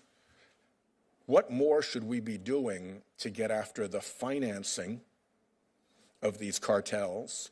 And is the gun traffic back to them part of the payment to them for the drugs that we try to interdict coming in? And we are out of time, so if you can keep your response brief. Thank you. Well, customarily, as long as the question is asked before the clock runs out, the witness gets to answer it. Thank you. So in terms of the illicit flows, certainly there's, because money laundering takes place across jurisdictions, it requires also cooperation. So the best cases that we have seen between, for instance, Mexico and the United States of dismantling money laundering operations had to do with working together between the two governments. Now, I understand this is not easily done, but these are the most effective cases of money laundering. Certainly, firearms trafficking is part of that. There's a clear notion that drugs normally come from the South and firearms and money flow from the United States to Mexico. And again, there's a linkage between these criminal markets. And if we want to save lives by tackling the fentanyl supply, then there should also be paying attention to money and firearms. Thank you, Chairman. I appreciate your courtesy. With regards to social media, I appreciate the work that's been done on this committee, and certainly Senator Blumenthal and Senator Blackburn and the work that they have done in a bipartisan way to address this.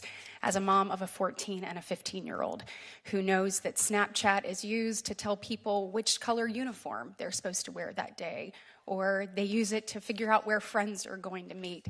You think that this can happen, to your point, to anyone, anywhere, and I am so grateful for you both using your voice to speak up and speak directly into this issue, so thank you. I do want to address complaints about the brief pause on grant funding. It's important to know that this was temporary. It was a temporary pause, and to the extent permitted by law, law enforcement grants aren't handed out during this time of year. Our constituent needs will continue to be taken care of while President Trump delivers on the job voters elected him to do. Voters ask him to grow our economy, protect our peers, and to help them through this issue. So I thank you for that good work that you are doing. Sheriff Barnes, I want to talk with you about HIDA. I know that in 22 we had 134 criminal organizations that were dismantled by HIDA. We had over 8,700 kilograms of drugs that were removed nationally. And in Tennessee, our TBI director, Director Roush, every time he sees me, he says, we have to reauthorize HIDA because it is effective. And the Appalachia Haida task force operating in Tennessee was responsible for moving $51 million street value of drugs off the market. So talk for a minute about why it is crucial that Haida be reauthorized for law enforcement officers like you.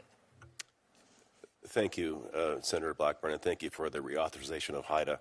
It's very important, and Director Roush is a good friend.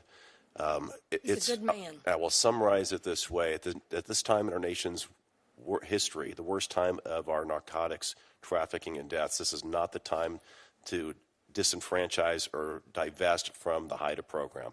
Haida programs are national. They rely on local law enforcement task forces and contributions.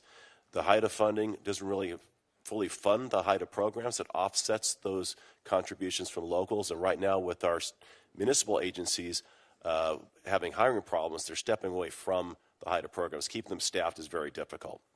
So that reauthorization is very critical to keep the glue together, to keep the Haida programs running. I have talked to, and I want to stay with you, Sheriff, talked to some of our law enforcement agencies, and they have talked about sanctuary city policies, and I know that Senator Lee brought this up with you, but it seems that in a sanctuary city to go after these traffickers, that it is more difficult, that sometimes you have to find workarounds.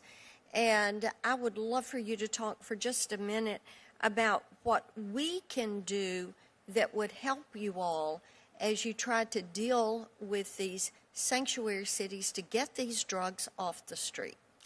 Senator, it's even worse for me in California because of Senate Bill 54 passed about 6 years ago that prohibits my dialogue with federal partners on immigration issues. I have the ability to turn our high-level offenders only to ICE. They don't always pick them up, which requires me to release them back in the communities in which they reoffend, oftentimes with the communities that they preyed upon. I'm a supporter of abolishing that SB 54 movement. We have to be able to cooperate with our federal partners, and I think if we hold these criminals accountable, this isn't about the general public. Those are entrusted to my care in my jail, and the safest environment to transfer them over to ICE's custody will keep our communities safe, especially those immigrant communities, from them returning to and preying upon them. And, you know, so many people will say when they get back out, you know, when they evade law enforcement in these sanctuary cities, that they really return even more committed to abuse people in those communities where they have been trafficking those drugs, to pick up the pace of selling the drugs. And I look at these sanctuary city policies and I think how difficult it makes your job when you're trying to keep our community safe. And we thank you for the work that you're doing. We thank each of you for being here today. Senator Blumenthal and I are going to continue to push COSA to get, as you said, Ms. Noring, that foundational law that will allow us to hold social media to account. Thank you all. Thank you, Madam Chair. Thank you. Senator Schmidt. Madam Chair, two hearings and you're chairing the committee. This is, wow, it's amazing. Thank you for recognizing me. First of all, as a parent of 3 young children, or now they're not so young now, teenage girls, and my son Stephen, who's 20, thank you for being here and sharing your stories. I can't imagine how difficult it is to do this, but it is incredibly effective, I think, when you do show up and you share those stories. It humanizes something and an issue that can very often become about different things other than the actual human impact. And, you know, from my perspective, the job I had before this, I was an attorney general in the state of Missouri and actually served with Senator Moody. And we went down to the border and learned a lot about the activity and how the cartels, and it's not just the drugs, and there are obviously the drugs, but the value of the human trafficking alone, and this is a few years ago, was $100 million a week. A week. That is not that. We're not even talking about the value of the drugs that they're moving, and the zones of influence that they have into the interior of the United States. This is a serious crisis, and obviously it's killing, too many of our young men and women in this country and communities all across the country. It gets overused now, but every state truly is a border state when it comes to this. And sort of in that vein about the cartels, I do want to ask you, Doctor, in your view, is Mexico doing enough from a law enforcement perspective as relates to the cartels? I think both countries need to do more. No, Mexico. I'm asking about Mexico. There's a lot we need to do, but I won't ask specifically. I mean, part of the reason you're here is to speak to that relationship between the U.S. and Mexico. But from your view, are they doing enough? I think there's definitely more that can be done by Mexico. And what would that be? I think he's working closer with U.S. counterparts. I think he's also having this diagnosis of this connection between these criminal markets, firearms trafficking, drug trafficking, to really benefit communities on both sides of the border. Do you feel like, and there's been testimony, this isn't just, in some high-profile cases, including in the El Chapo case, there's been testimony from witnesses who were once members of the cartels that there is pretty widespread corruption at high levels of the Mexican government that are preventing them from actually doing what they should do to crack down on the cartels. Do you share those concerns?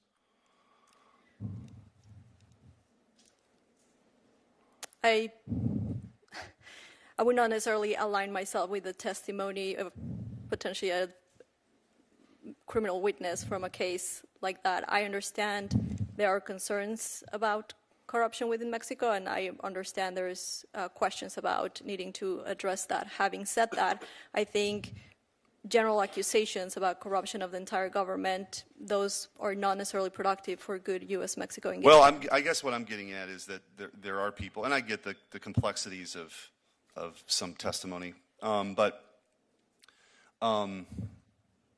it's not just a one-off example. And I think the concern I have is that there's just very little being spent, quite honestly, on law enforcement writ large in Mexico. And I just don't know that this has been given the attention over the last at least 4 years that it should. And hopefully that dynamic is changing. I do think the cooperation between the U.S. and Mexico is really important on this. There's no doubt about that. But I want to, I guess, sort of turn my attention, Sheriff, to you, because with my limited time, you do have sort of one arm tied behind your back, given, I guess, the laws in the state of California, the sanctuary status, which isn't, I don't pretend to understand it at all. It's a mess. But when I was AG in Missouri, we had some pretty unique partnerships where we would deputize some people in our office to work in the U.S. Attorney's office to go after some violent crime that maybe at a local level they were choosing not to pursue. Is that kind of where if you're sort of got your arm tied behind your back, maybe that's a way forward, is you actually have to have more federal agents working with the U.S. attorneys to go after these folks, because at a local level that's harder to do? So there's two parts to that question. Under California law, I'm prohibited from cooperating with ICE in any manner, including housing of individuals within my jails. I cannot hold ICE detainees in my jails. Regarding federal task force or designating task force officers or those who are attorneys to prosecute on behalf of the U.S. Attorney's Office, that is being done in California, but not specific to immigration, specific to the issues of fentanyl directly. Okay. All right. Well, thank you. And again, to the witnesses, thank you for being here today. Thank you. Thank you. Before we move on, I'd like to enter into the record a letter of support from CADCA, the Premier Prevention Association, representing over 7,000 coalition members across the country in strong support of the Halt Fentanyl. CADCA coalitions support millions of high school and middle school students across this nation and have proven effective in reducing youth substance abuse and use. We thank them for their support of Halt Fentanyl. Senator Hirono. Thank you very much, Madam Chair. Thank you for coming and testifying, and of course, my sympathies to Mr. Purita and Ms. Noring. Obviously, this is a complicated question in the sense that we have disagreements on who is bringing in fentanyl into our country, but we all know that it is creating basically a havoc. And I particularly was interested in noting how we can prevent young people from getting access to fentanyl at the same time, and their analogs. At the same time, we need a Justice Department that is stable. Right now, there is chaos as this administration tries to eliminate anybody who can stand up to them. And in addition, when they want the names of everyone who had anything to do with the January 6th investigations and prosecutions, we are talking about potentially thousands of FBI agents. So you can imagine the chaos that is going on in that department. For Mr. Puerto, I know you mentioned the Dead on Arrival as a documentary that is shown. I mean, what age do you think that the children should be when they are alerted to, for example, not buying anything on the internet? And this goes for Ms. Nodding too, in terms of prevention. What is an age? And then, does a documentary like the one you mentioned, does it really impact the young people? If not, what does in terms of education? Dead on Arrival, again, is a 22-minute documentary that we use in junior high schools and high schools across the nation. We just started also with 5th and 6th graders as well. We started that in Lake County, California, where Mr. Filson, who's behind me here, went up there and saw more than 5,000 students.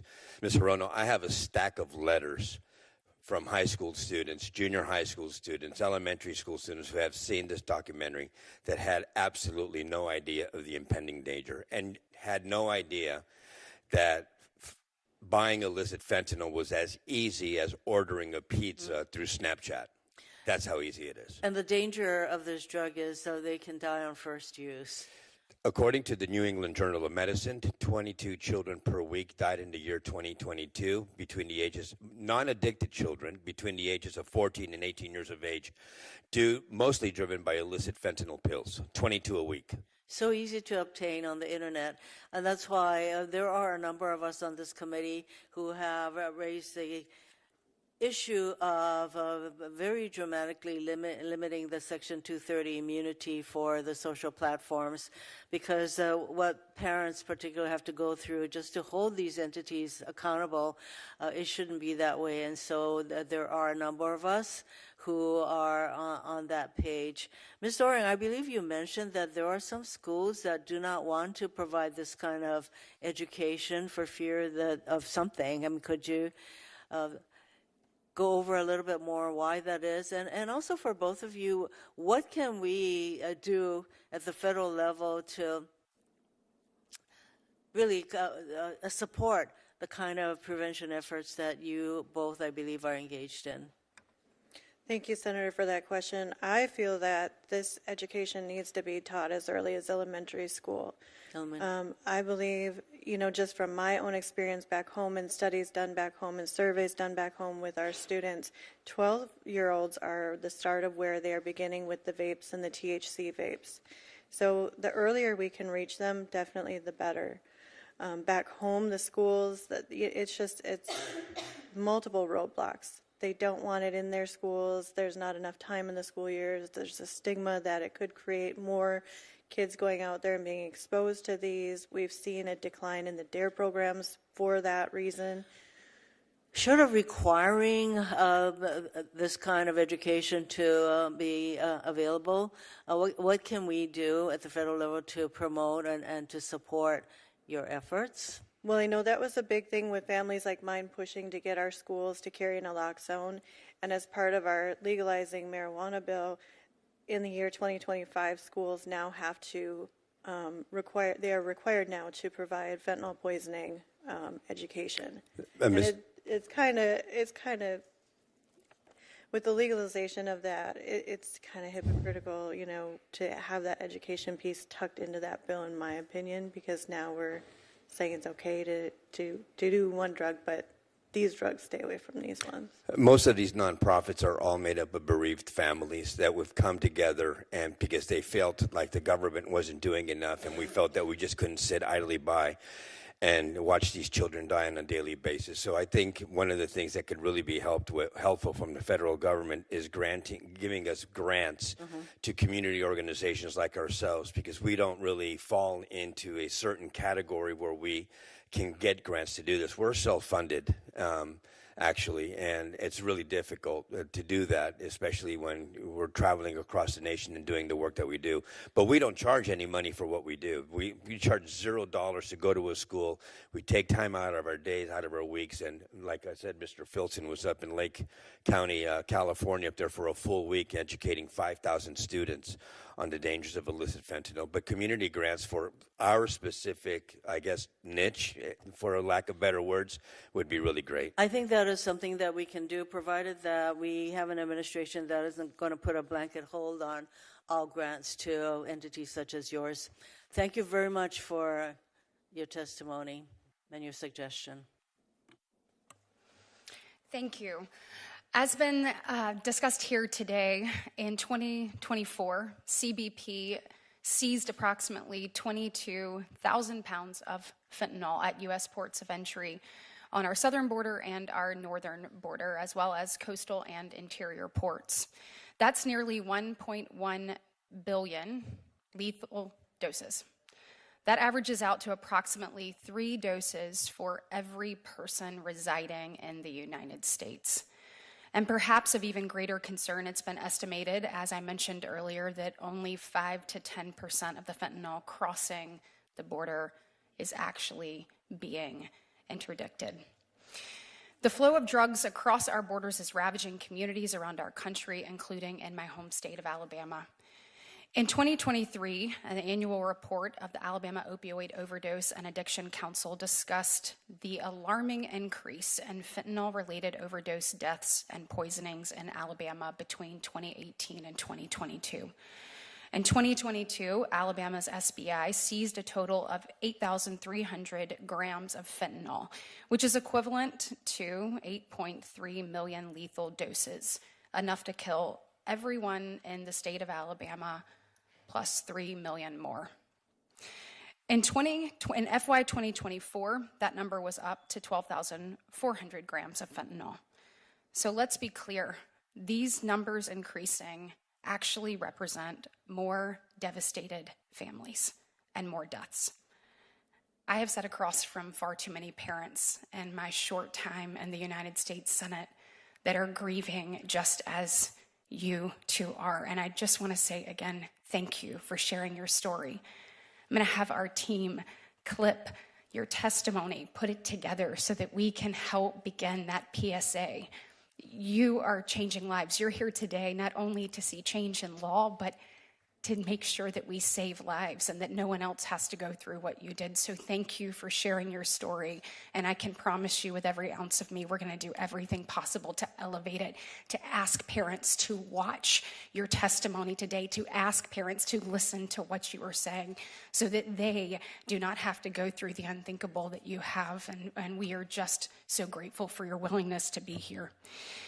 What I'd like to know, Sheriff Barnes, you have testified regarding this issue before, but can you tell us from your perspective of a local law enforcement officer why you think the federal government needs a more effective strategy in place than we've seen over the last 4 years at our southern border in particular, and what elements of the strategy should look like, and how Congress can work with the president to actually implement these types of things moving forward?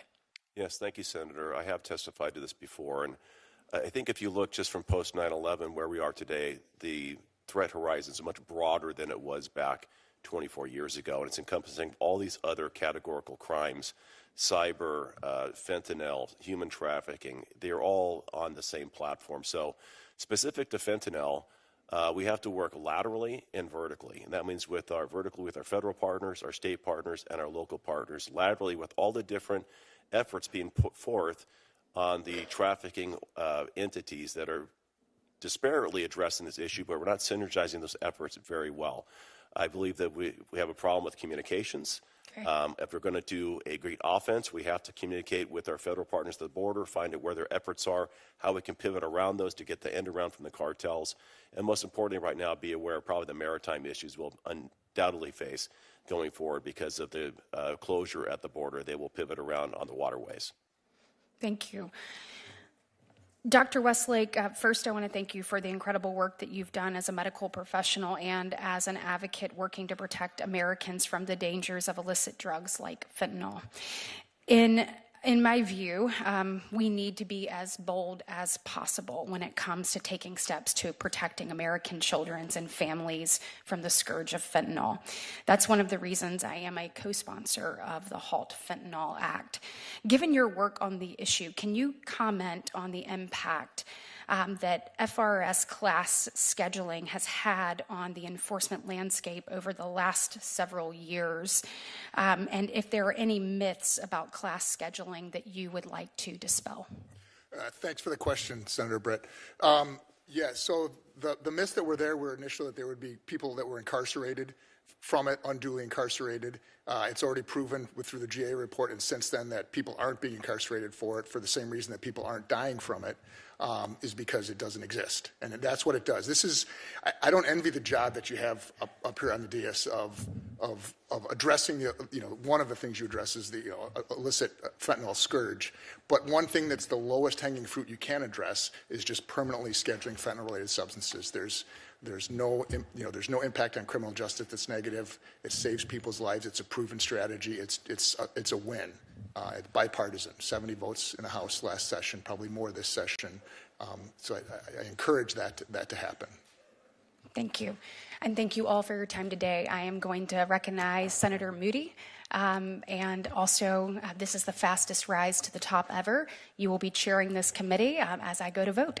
And it is appropriate because this has been one of my priorities as Attorney General, and I am honored to be here today among all of you. If you are a family member who has lost a loved one or a law enforcement official who has stood by that family and worked with someone who has lost a loved one, will you stand up? I just wanted this hearing to reflect the power of Americans coming together under such tragic loss to get something done.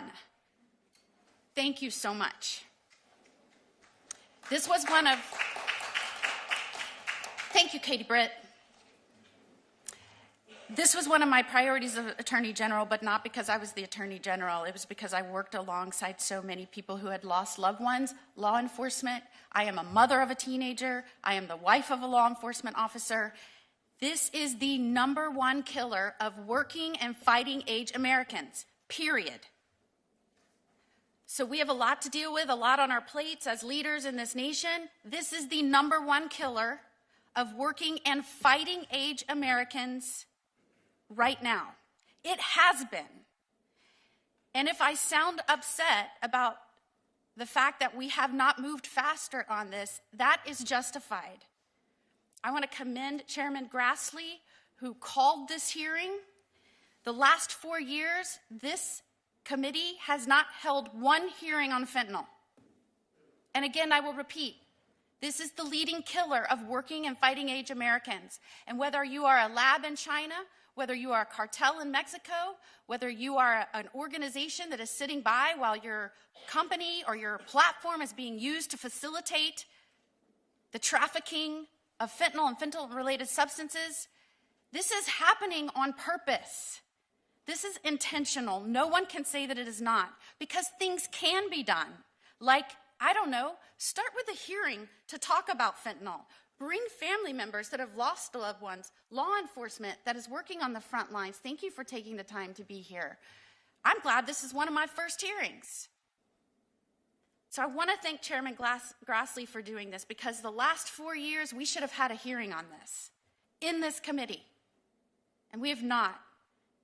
I'm the newest member here. I sit at a kid's table, if you can see. I'm not even attached to the real bench. But we're going to talk about it moving forward. I can assure you that. I just spoke with Joni Ertz. She said when she got here, she pledged to be a squealer on budget issues. I'm going to be a squealer on the loss of life, because this weakens us as a nation, weakens us. And I know all of you know that. I also want to thank a great president who has done a lot in the first 2 weeks in office. You know, in the last 4 years, I said repeatedly, as AG, we need to declare the cartels as foreign terrorist organizations. He got that done. I said we need to do that so we can send military to the border to secure it. He got that done. Oh, and by the way, when I pointed out, as Dr. Farfan said, transnational problems require transnational solutions. When I pointed out that the Mexican president at the time said, fentanyl is not our problem. I'm a Mexico first president. Fentanyl is an American problem. Soon thereafter, our commander-in-chief said that Mexico was a great partner. I am so glad that we have a president now that within the first 2 weeks leveraged tariffs that now Mexico and Canada have both pledged resources and bodies to help shut those borders and stop the flow of fentanyl. That's how you get stuff done. It can happen if you have people committed to it. Transnational problems do require transnational effort, and I'm glad we have a commander-in-chief holding feet to the fire and getting it done. There's been a 350% increase in fentanyl deaths among our teens in the last 4 years. I want to just say, as a mother, I could barely hold it together when I was listening to your testimony. I have a teenager right now. I cannot imagine the indescribable, overwhelming, traumatic pain that you have suffered, but I want to thank you for being here, for sharing your stories, most importantly, for sharing your children's stories, so that we could not only honor Daniel and Devin, remember them, but bring meaning to what you have gone through, so that other parents, I want to say, I and you and other parents right now of teenagers, we're about the first generation of parents having to deal with this mess. We're learning as we go. You are on the front lines in this fight, helping us, leading the way, shining the light. We've got your back, but we need you showing us where to go, and I want to thank you for that. I want to start with you, Ms. Noring. What platform did your son obtain counterfeit pill that contained a lethal dose of fentanyl? Snapchat.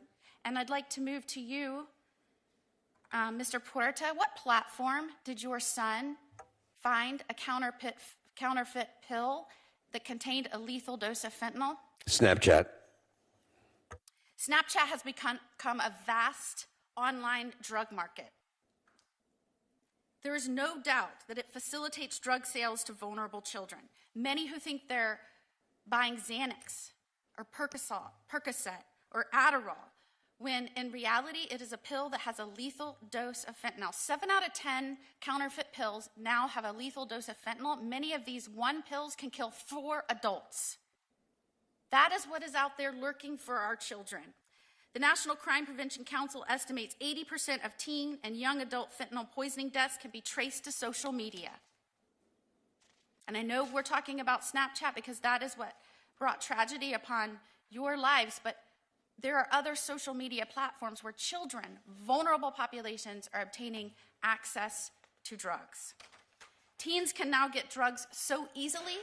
The cartels think of these social media platforms as their Uber Eats for quick delivery right into the hands of our children. I agree with you, Mr. Puerta and Ms. Noring. The bedroom is where we always thought our children could go upstairs, shut their door, and they would be safe. And that is no longer the case, which presents challenges to parents like we have never seen before. The DEA has warned Congress that cartels are now targeting young Americans through platforms fueling the fentanyl epidemic. Every week, the equivalent of a high school classroom's worth of students dies from fentanyl overdose deaths. This is an incredible statistic.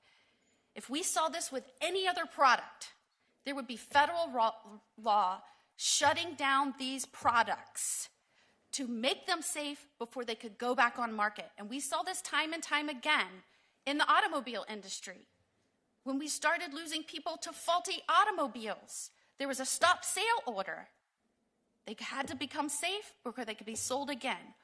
Why can't something similar be applied to social media platforms? Especially when the death toll is so egregious. I mean, you can look at the deaths from some of these automobiles, and that was over years. The Pinto was 89 deaths, or 180 deaths. The too fast Toyota was 89 deaths. What did I say? Pinto, 180 deaths. Ford Broncos, 823 deaths. We lose way more than that just in kids overdosing from fentanyl every single year. We have got to get going. We have got to get stuff done. And so I would just say this. This is what happens when you're the junior senator and you're last. If you could tell us, Congress, after we pass the Halt Fentanyl Act, which deals with the changing the chemical compound to get around the laws, right? After that, what is the most important thing we can do to stop the death toll on our children here in the United States? I would say, Senator, passing the Kids Online Safety Act, the Cooper Davis and Devin Noring Act, the social media reform really needs to take the front line. Section 230 reform needs to be done because you cannot continue having these platforms have that kind of power over the parents and be allowed to kill our children, in a sense. Mr. Porta? Well, there's a lot that we can do. Definitely have to schedule the fentanyl and all of its analogs as illicit fentanyl into the Schedule I drug. I would also say, though, that we have to target the supply chain. We have to strengthen border security. We have to crack down on the chemical supply. We have to destroy the cartel infrastructure. We have to increase intelligence sharing between both countries, support Mexico's security forces, expand sanctions and designations. We have to cut off their finances. TD Bank was just fined $4 billion because they were caught laundering all of this money from the cartels. Why is nothing happening to the American banks here in this country who's laundering the money? There's so much that we can do. I, as a parent, shouldn't have all this information. I'm just a small business owner from Santa Clarita, California. Why do I have all this information? Because I had to study this, because I don't want more kids to die. We have to go after these we have to go after the launderers. We have to go after, target corrupt officials on both sides of the aisle. Not on the aisle, but in Mexico and here in the United States. We have to seize assets. We have to also reduce the demand for drugs here in the United States. There are a lot of people who are addicted to drugs here in the United States, and we have nothing for them. Nothing. We have Medi-Cal, maybe they'll give them 30-day rehabilitation, and then you're out on your own. We got to get them help as well. We have to expand addiction and treatment and recovery. We have to increase penalties for distributors.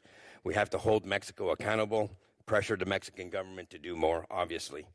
We have to leverage trade and diplomatic tools. Military intervention as a last resort. Mr. Trump, Donald Trump, our president, just designated them as all criminal cartels as FTOs, as a foreign terrorist organization. I think that's wonderful. I think that's needed. But we have the same problem here in the United States as well. So I think that it has to be bilateral, it has to be bipartisan, and there's a lot that needs to be done. If not, more kids are going to die. But definitely the first and most important aspect of this is getting this scheduled as a Scheduled I. We have to do it, because if not, more kids are going to continue dying. Thank you for being here. Thank you. Thank you for your advising us. And Devin and Daniel certainly will be remembered in this committee, and you've made sure of that. Thank you so much. At this time, I get the honor of recognizing Senator Tillis. Well, what a rise. You're already chair. So they tell me. I think that what we just heard is really the mood of Congress in general. Ms. Farfan, first to the, I've spoken with too many families who are suffering through what you've suffered through. We have to change things. Ms. Farfan, I was here for the opening testimony, and you wanted to focus on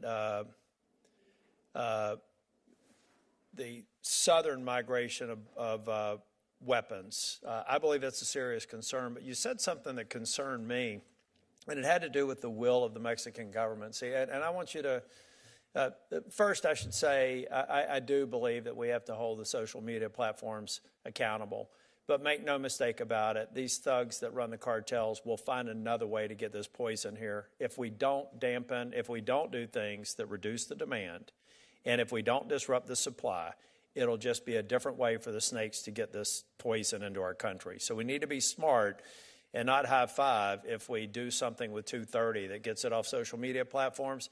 These disgusting murderers and poisoners will find a way. So we have to look at this like a multivariable equation and maybe come up with some solutions. But see, I want to know, I want your perspective on this. I feel like the cartels in Mexico are reaching an almost co-equal branch of government in Mexico. I can't reconcile your opening statement with the reality that today the plazas on the northern border of Mexico are run by the cartels. The people trying to cross the border pay a fee. They are making more money off of human trafficking than they are drug smuggling. The Sinaloa cartels have what they call the Sinaloa Air Force, who come and drop fentanyl and ultralights and go back home. The Mexican government does not have control over the situation. There are precursors coming into Mexican ports, and they are being transferred to cartels who are manufacturing methamphetamine and fentanyl at scale and finding ways to get it into this country. Not in many cases with American citizens being the mules coming across the border. I get that. Certainly more American citizens responsible for the distribution to these children and adults of all ages who are dying. So it's interesting to me that President Trump was criticized for putting a potential tariff on Mexico. Everybody said it was going to be horrible, it was going to kill the economy. The only thing that it did over the course of a few days is prompt the now current president of Mexico to deploy 10,000 troops to the border. Well, if there's no problem, if there's no problem with them being an equal partner to the difficulties we have at the border, why would they do that? Because they're just afraid of a tariff, or are they recognizing that we're shedding light on a situation at the southern border that they have simply not made a priority? Why would they do that? Well, I cannot speak on behalf of the Mexican government. I do not. Well, let me just back up then, because you're a smart person. I just absolutely reject out of hand that this is, we've got to deal with the illicit trade and guns going across the border. I agree with that. In fact, I got in trouble with some gun advocates, Second Amendment advocacy groups, because I agree that we got to fix that problem. But and maybe just for the record, you can suggest to me why you think Mexico has done everything they have to play their part in preventing this poison from being manufactured. China, in plain sight, is sending precursors. The Mexican, whoever's running the ports and who are allowing supply chains to occur, are allowing it to occur at scale. And over 100,000 people are dying every year in this country, many of them as a result of fentanyl or opioids.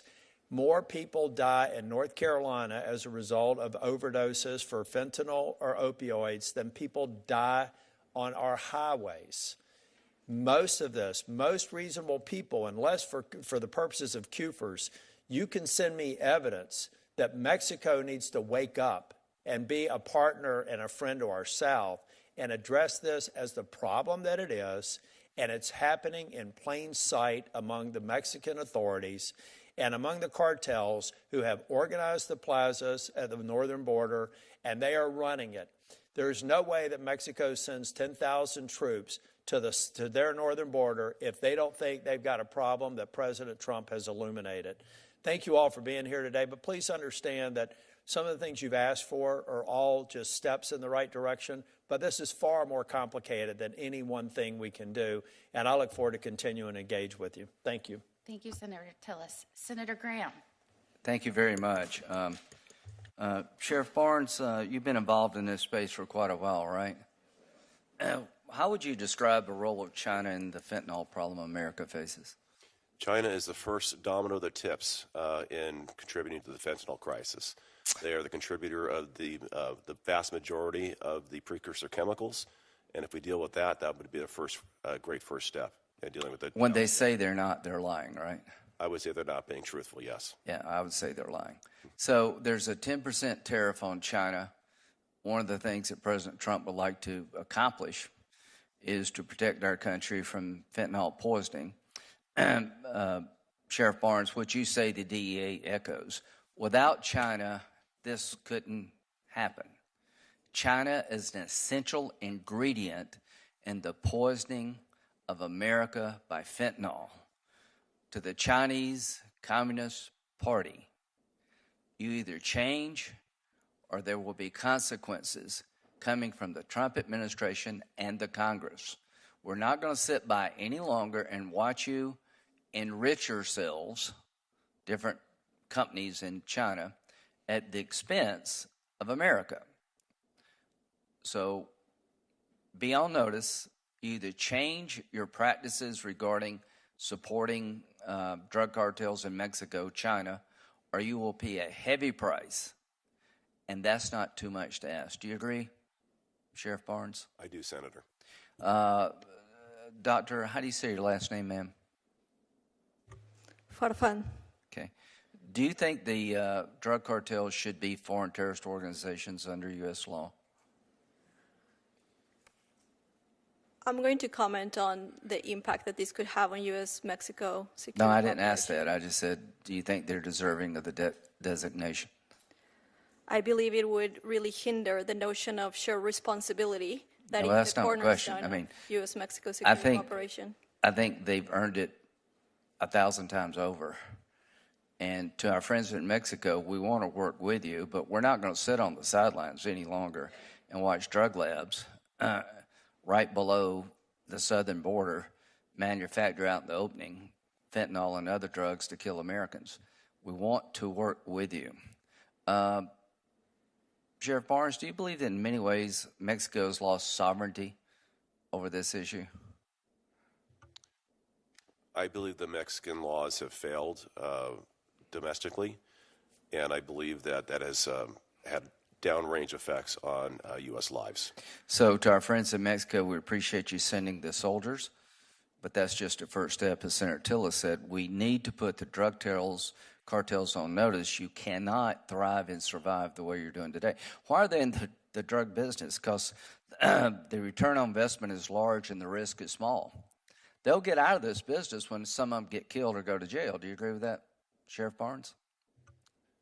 I do agree with that. I think that's a complex issue, but they're one component of it. Obviously, as the manufacturers, there's lack of accountability, and until we address the issues on both sides, the addiction issue north of the border and the supply issue south of the border, and many other things that have to happen. Well, I'm talking about the drug cartels. They're in this business because it seems to be a good business. They are the equivalent of Amazon, a Fortune 100 company. They operate in scale. I can't say it any better. And they're making money at the expense of us. To the two families, Ms. Noring, Mr. Perot, how do you say your last name, sir? Puerta. Puerta. It's okay, though. I understand. You can't roll the R's. It's okay. Yeah, I have a lot of problems speaking at times, but I don't have any problem understanding what you're telling me. Both of you are telling me that your loved ones paid the ultimate price because of failed policies. Do you both agree with that? Yes, Senator. I agree, Senator. Okay, if you want to deal with this, we need to repeal Section 230. You should be allowed to sue. I agree, Senator. Snapchat should be sued. Absolutely. All these companies should be sued because they're fostering an environment that is killing people. They are a dangerous product. It's the only companies I know of in America that there is no government agency really regulating their behavior, and you can't sue them, and there are really no laws on the books that control their behavior and empower consumers. So if you feel hopeless out there as a parent and helpless, there's a reason you feel that way, because there's not a damn thing you can do about it. That needs to change. I wish you well in your lawsuits, and I will, until my last breath here, try to repeal Section 230. Thank you all very much. Thank you, Senator Graham. Senior to me, Senator Graham. You know, a lot can be done besides just allowing people to sue. I mean, we as the federal government can enact laws to stop this from happening in our country. It's abhorrent that more has not been done to stop this. And I wanted to just touch on a few things I was confused by and hope that we can get some enlightenment on that. You know, I'm wife of a law enforcement officer. I was a federal prosecutor myself, going after transnational criminal organizations and drug traffickers. And It was not uncommon that those wishing to push poison into our United States were not U.S. citizens. In fact, many actions taken against cartel members or otherwise were against foreign nationals. In fact, it was confusing to me that I heard a question about DEA participating in trying to help and assist with removing those here illegally committing crimes, especially those committing drug trafficking crimes while we're in the middle of a drug crisis. Why that would be confusing, or even suggested that that might be a waste of resource when, in my experience, and certainly in my husband's experience, many of his cases, especially involving drug trafficking, dealt with foreign nationals. It's not surprising to me that they would enlist the Drug Enforcement Administration to assist. So I would like to ask Sheriff Barnes, could you speak to the claim that most prosecutions for fentanyl trafficking is being done against U.S. citizens? Yes, I think the data that was said, first you have to look at this in the population that we're dealing with. You have the trafficking component, which is a large scale in mass bringing across the border narcotics, and then you have the distribution and sales part of that. And that oftentimes includes Americans on both sides. But those American citizens participating have a direct nexus to and are acting on behalf of the cartels. They're being compensated by the cartels for their actions and their trafficking. They're not operating independent of that. Generally speaking, Sheriff Barnes, once you have the upper echelons of cartels start pushing distribution down into the United States and others in the United States, that takes multiple people, correct? Thousands, in fact. Yes, it's a very organized marketing distribution network. But the profits, proceeds, and actors are all tied to the cartels. The drugs coming across have a nexus to the cartels regardless of citizenry.